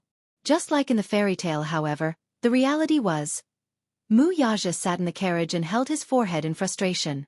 As the carriage passed by, the tourists excitedly followed it and took pictures with their cameras in their hands. Luckily, he and Yun Shirshir were wearing masks. Mu Yaja, who was usually swift and decisive, suddenly felt a little embarrassed. How childish. In fact, he felt that such a proposal was a little childish for him. Since he was young, he didn't believe in fairy tales. How could there be such a dreamy love in this world? Therefore, he never dared to watch fairy tale movies and even scoffed at them. To him, love was realistic. In the past, he would have thought that it was childish to ask him to wear a prince's attire and create such a dreamy and beautiful atmosphere to propose to her. In the past, he would never have spent so much effort on a marriage proposal. Marriage was to propose to zzzzz. However, when he accidentally flipped through her diary, he discovered that there was a little princess living in this woman's heart. Moreover, she had a beautiful fantasy about the fantasy of fairy tales. It was just that she never mentioned it. The diary was written in elementary school. She probably felt that people would laugh at her if she told them about her dream. However, every girl wished to be a princess. At least a princess in the eyes of the man she loved. She wanted to be protected and doted on for the rest of her life. Therefore, he wanted to fulfill her dream of being a princess and give her a memorable and romantic proposal. Chapter 1628. But, sigh.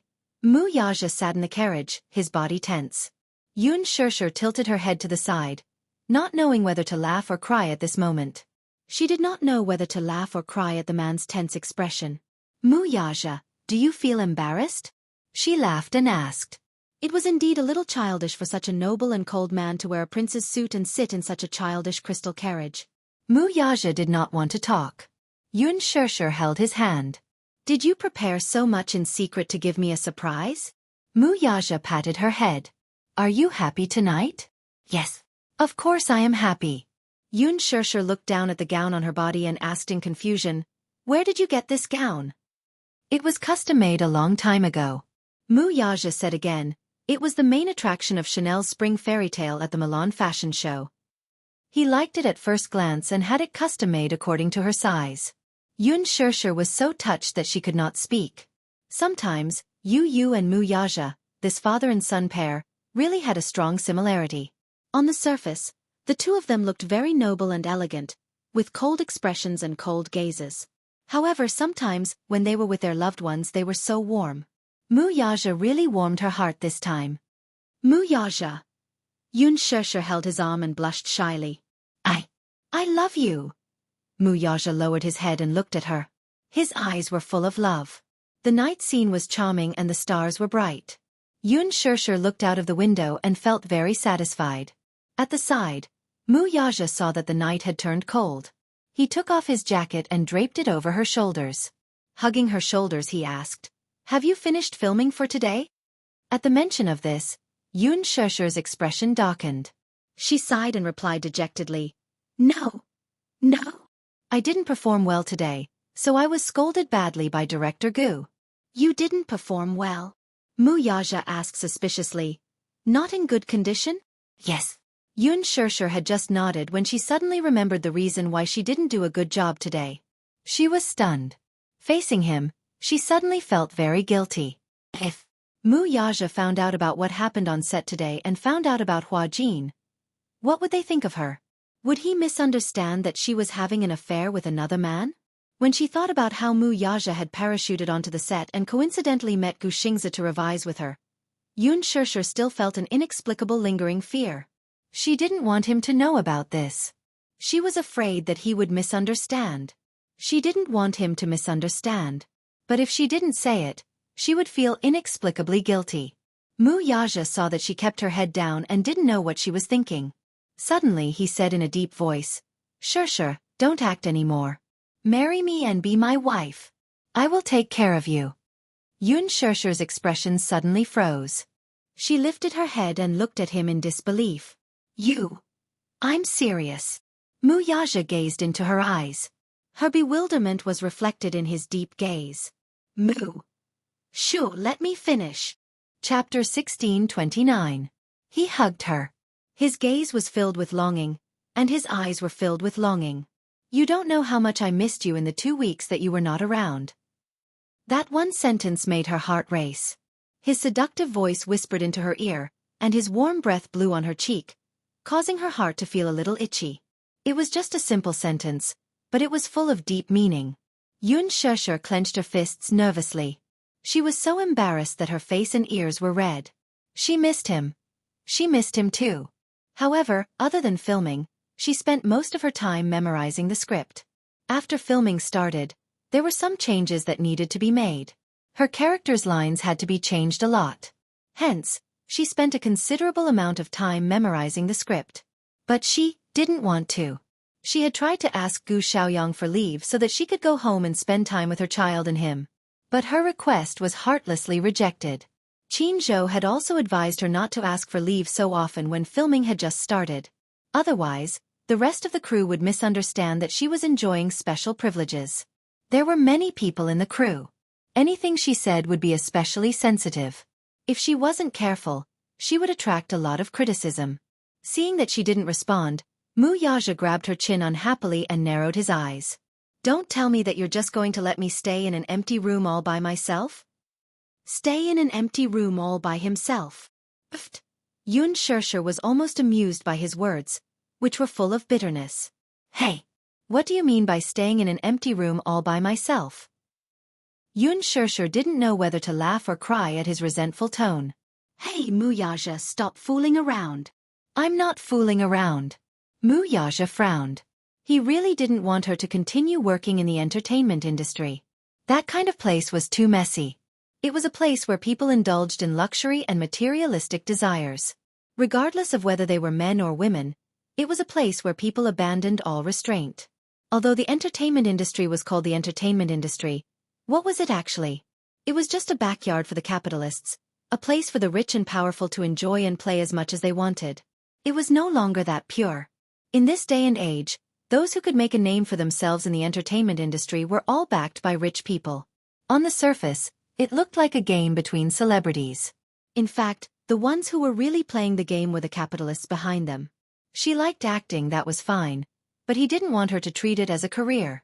Previously, he had thought that since she liked to perform, even though he didn't like her entering the entertainment industry and pursuing such a career, as her man, he shouldn't interfere with her. He should give her the greatest freedom to a certain extent. But now, he felt that he couldn't do that. If she treated acting as her career, then the time left for him would be greatly reduced. He had been without her for half a month. Without him, he felt that his days were dull and boring. He missed her. No matter if it was his body or mind, he missed her crazily. He was beyond redemption. He missed the days when he hugged her to sleep.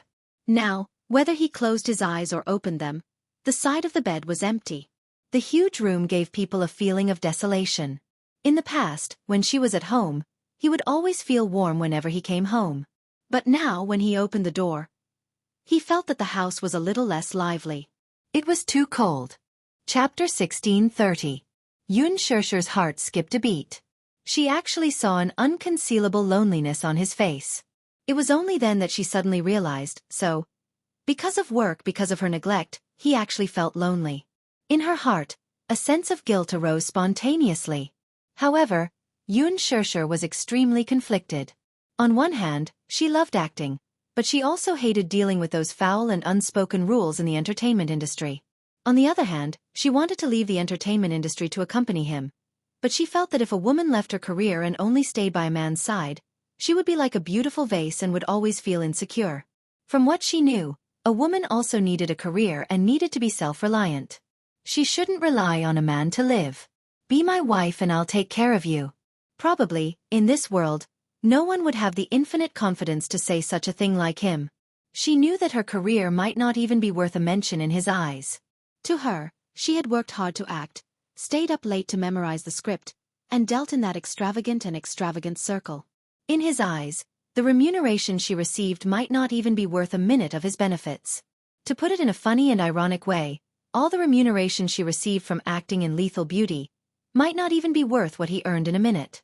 However, although the remuneration was low, it was in exchange for her hard work. Being able to get the director's approval and be liked by the audience was her greatest satisfaction. Her career made her life more fulfilling.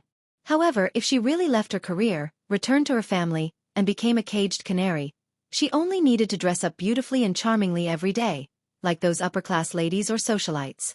She only needed to take care of her husband and children and surround her husband and children, but she didn't have her own career. Could it be that she would really be happy like that? Wouldn't such a life be too empty? It wasn't that she hadn't considered such a problem. However, she really lacked a sense of security. She didn't dare to use her own life as a stake to gamble her entire life. What if one day, he got tired of her? What if her marriage failed? Then she wouldn't have a career or a marriage. Wouldn't such a life be too miserable? Yun Shirshir didn't dare to imagine. Perhaps he had too little confidence in himself. Muyaja looked at her. He didn't know what she was thinking. However, looking at her expression, it was complicated and unpredictable. It seemed that this woman was thinking about something again. He gently placed his palm on the back of her hand. Just as he was about to speak, Yun Shirshir suddenly grabbed his hand and looked up with a serious expression. "Ja, can you give me some time?" What time?" Yun Shirshir said seriously. "I still don't want to give up my career." "Why?" Muyaja was deeply puzzled. "Shirshir, your salary is nothing in my eyes. But I earned it on my own." Yun Shirshir emphasized again. "It's not about the amount, it's about my pride." Muyaja could not understand such pride. Chapter 1631. Muyaja's expression changed slightly when he heard this. "What kind of logic does this woman have?" he said. "This is different." "How is it different?" Yun Shirshir stared at him intently and said, "How is it different? Is it because you're a man and I'm a woman? You're the strong one and I'm the weak one. So, as the weak one, I can only give up my right to have my own career and stay at home like those rich ladies, waiting for you to come back. Day after day. Boring through each and every day? Is that so?" Muyaja was suddenly speechless. "Or is it because I'm a woman, so you're certain that I don't have your ability and that the money I earn won't be enough to support you?" Yun Shirshir asked again. Muyaja narrowed his eyes. "It's not what you think." Yun Shirshir was silent for a moment and stared at him. She took a deep breath and asked, "Then what is it?" Muyaja pondered for a long time and suddenly said, "I just want you to spend more time with me." Yun Shirshir laughed and said in a low voice, "But I've never been anyone's personal subordinate since I was born, right? I shouldn't exist just to accompany you, right?" Yun Shirshir continued. Muyaja couldn't argue with her. Yun Shirshir sighed and said plainly, "Actually, I know that you don't like my career. Although you won't interfere with me, I know that you don't like my job. Every look in your eyes, every expression, every detail is silently telling me that you hate my acting. You hate that I neglect you because of my acting." She paused for a moment and nodded with a guilty look. "Yes, I know that there are many times when I neglect you. You and Xiaoyi Chen. Especially in the last half a month, I really didn't have time to care about you. It's my fault. I admit that I also feel very guilty. I'm very sorry. Especially when I saw the birthday party you guys prepared for me, I felt especially guilty. I'm sorry." Muyaja's gaze softened. "You don't have to apologize. It's not your fault. But I don't want to lose my job. I don't want to be like those rich ladies and become a caged canary." Yun Shirshir covered his hand and pleaded, "So, please give me a little more time, okay? I have my own plans, and I have my own plans for the future. Please don't interfere with me, just like how I will never interfere with your career, okay? What's your plan?" Yun Shirshir smiled and said, "I want to be a director in the future. Also, I hope to set up my own film and television company. I want to invest in my own scripts, shoot movies, and produce films. For now, I'll be an actor for the time being. Once I've accumulated enough capital, I'll work hard to transform into a behind-the-scenes role. If you want, I can fulfill your wish right now." Muyaja held her hand. Yun Shirshir's expression froze and her smile turned cold. "But right now, I don't have the confidence to run such a big company. At least give me some time to train myself.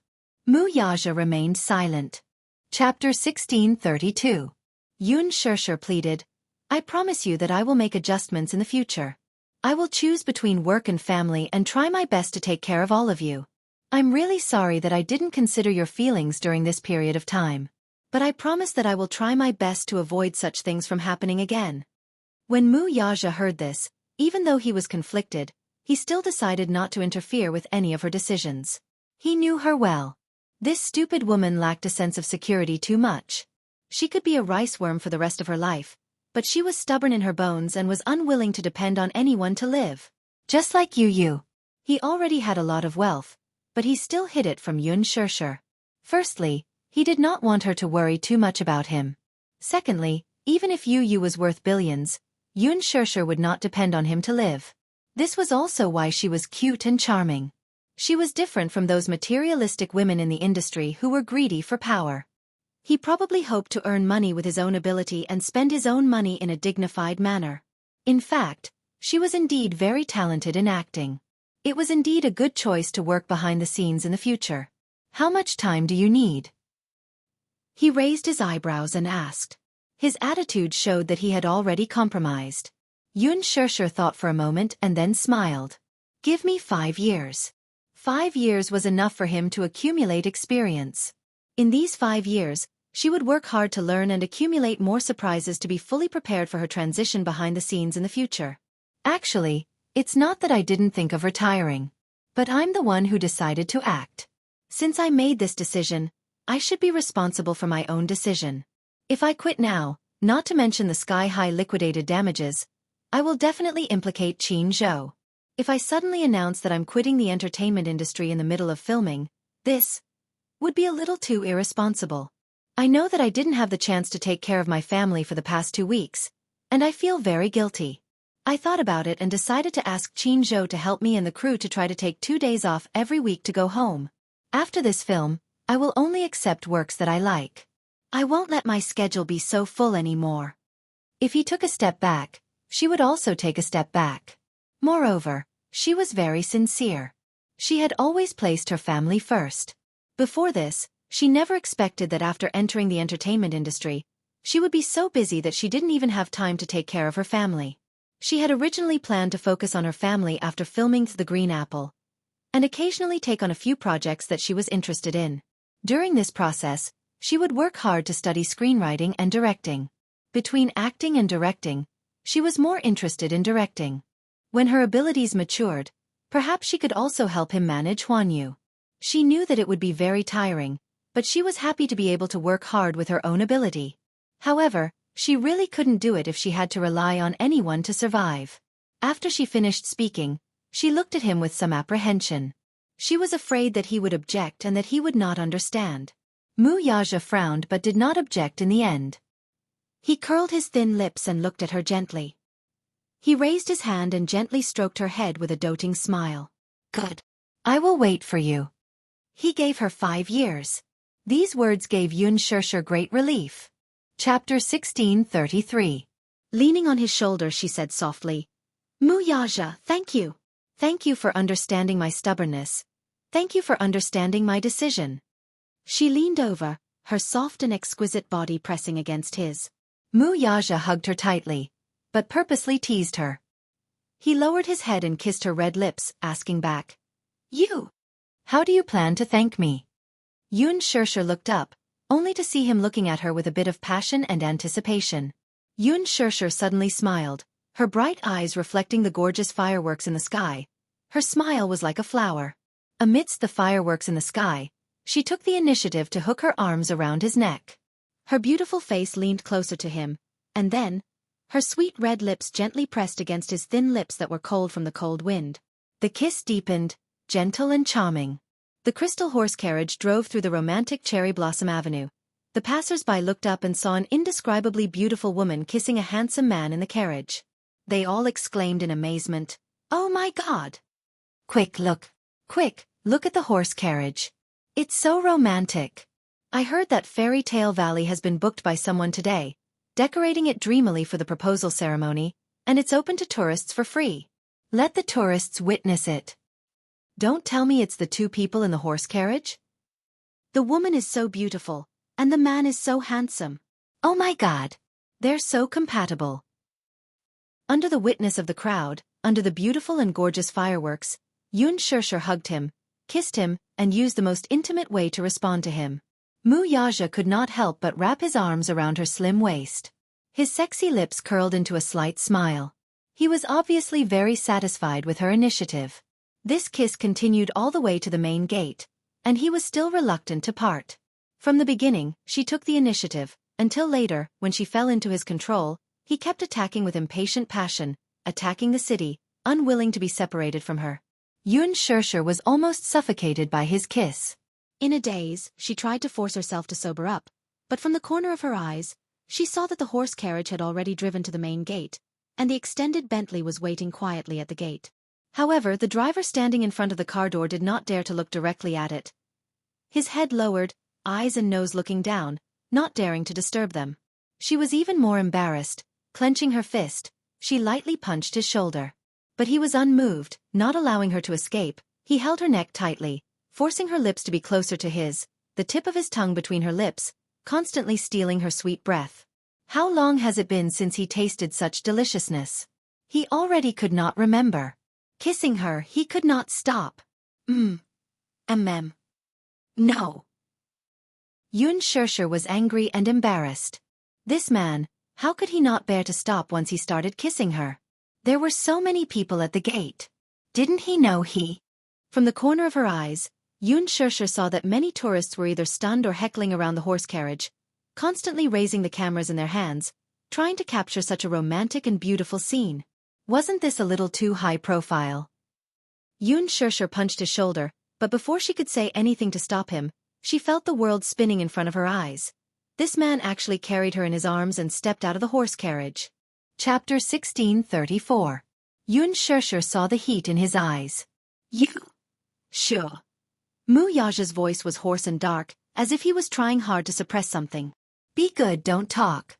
Her soft and bone-chilling voice was undoubtedly the most powerful aphrodisiac at this moment. If he wasn't careful, he would be completely ignited. He could still barely hold it in. Mu Yaja carried her and walked to the front of the car. The concierge opened the car door, and he hugged her and stepped into the car. Just as the car door closed, he pressed a button to raise the partition between the driver's seat and the back seat. The covetous look in his eyes made her feel an inexplicable fear. Mu Yaja, you! Before she could finish her sentence, he pushed her down onto the seat. Immediately after, his tall body pressed down on her. Don't! She widened her eyes in panic and instinctively reached out to push him away. However, she was resisting, which aroused his desire to conquer her even more. When it came to matters of love, a man's desire to conquer would arise spontaneously from his bones. Moreover, he had to be in control of all the initiative. Even if she resisted with her small strength, there was no way she could go against him. Moreover, she was going against the current Mu Yaja. As if he had gone mad, he covered her with his body and fiercely kissed her lips. Like a young man who had tasted the forbidden fruit for the first time, his kiss was impatient and predatory as he constantly sought her sweetness. Yun Shirshir was almost unable to breathe from his kiss. She pushed his chest, but the man's heavy body was like Mount Tai, attacking her like a mountain toppling over. No matter how hard she tried, she still couldn't move an inch. Hey! Yun Shirshir struggled uneasily, pushing him away and avoiding him. Mu Yaja suddenly pressed on her shoulders and opened his handsome eyes. She suddenly looked up and met his deep and endless eyes. The heat in his eyes fell on her face, as if it would burn her. He looked back at her.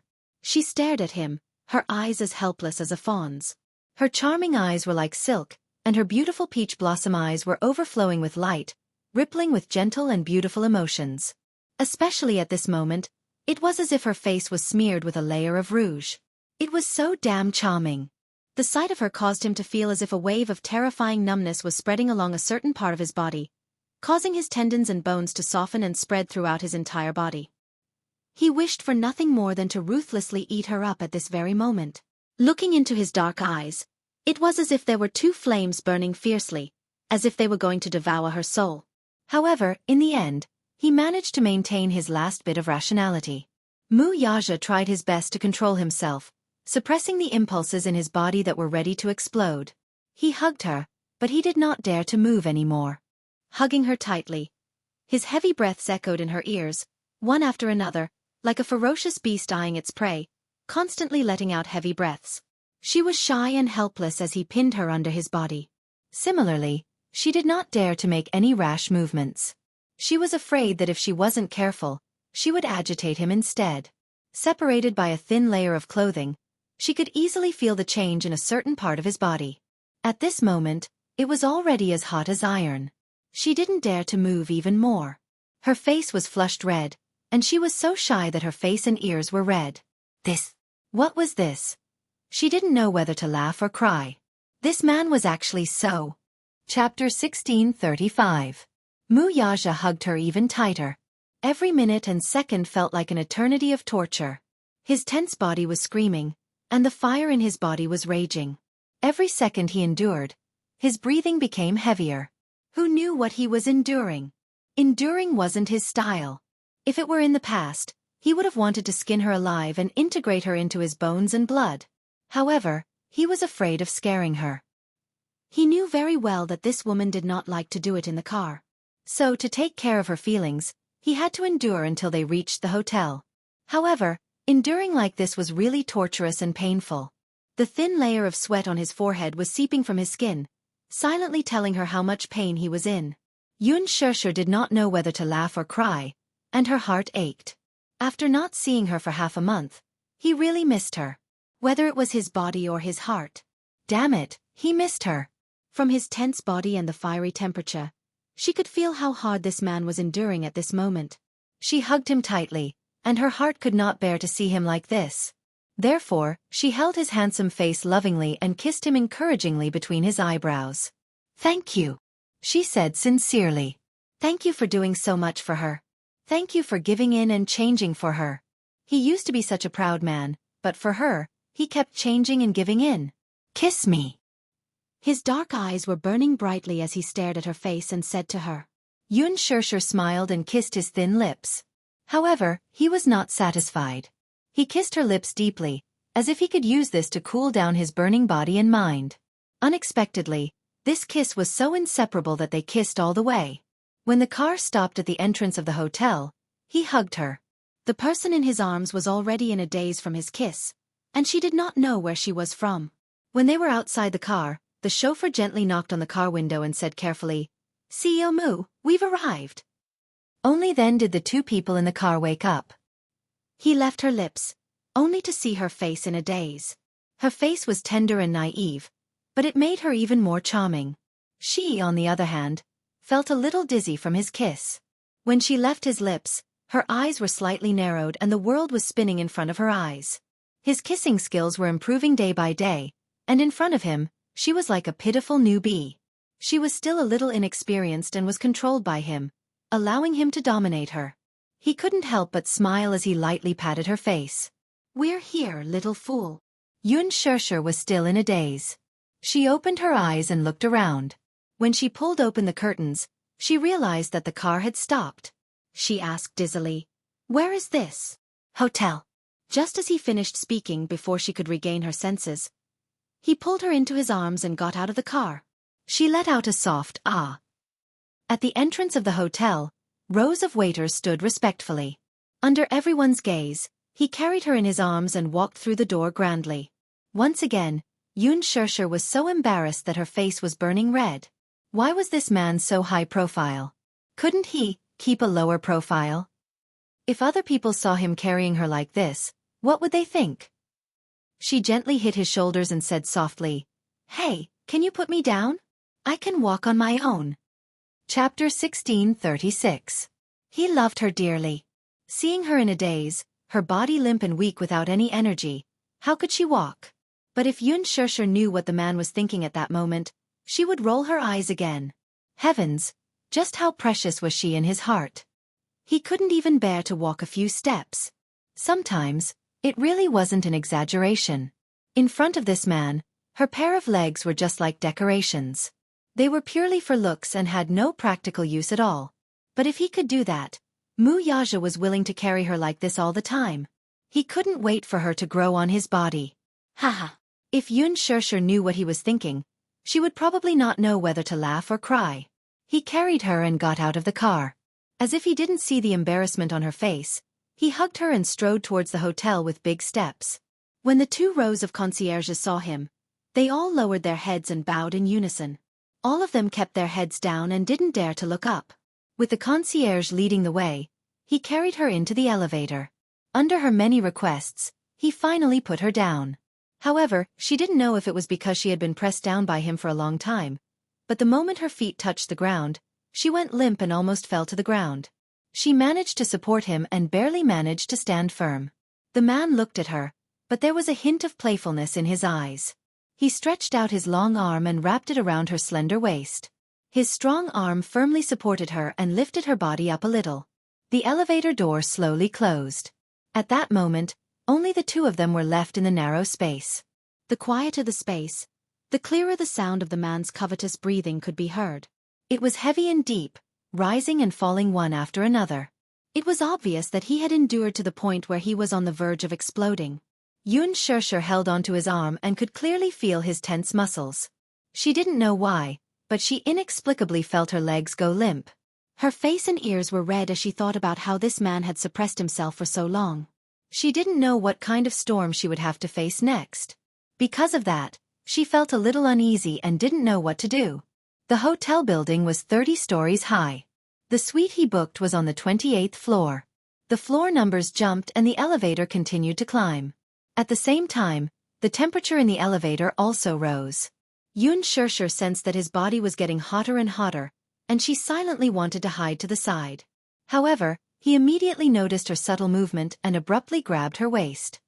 He snorted. "What are you hiding for? I won't eat you." Would it eat her up? She couldn't help but question his words. This man was truly a monster. It was as if he had an inexhaustible amount of energy, and he never felt tired at all. How could he be so powerful? She had heard that most men would only be able to last one night in bed before they would be exhausted. However, this man only needed to recharge his energy for a short period of time, take a shower, and change into a suit. Then, he would return to his work in high spirits with the demeanor of an elite of the empire. Wasn't he tired? Or was he born with great physical strength? According to her observation, this was under the condition that he was conservative. Every time he still had some reservations in bed, she was already being tormented to the point where she was about to fall apart. If he didn't hold back, what would happen?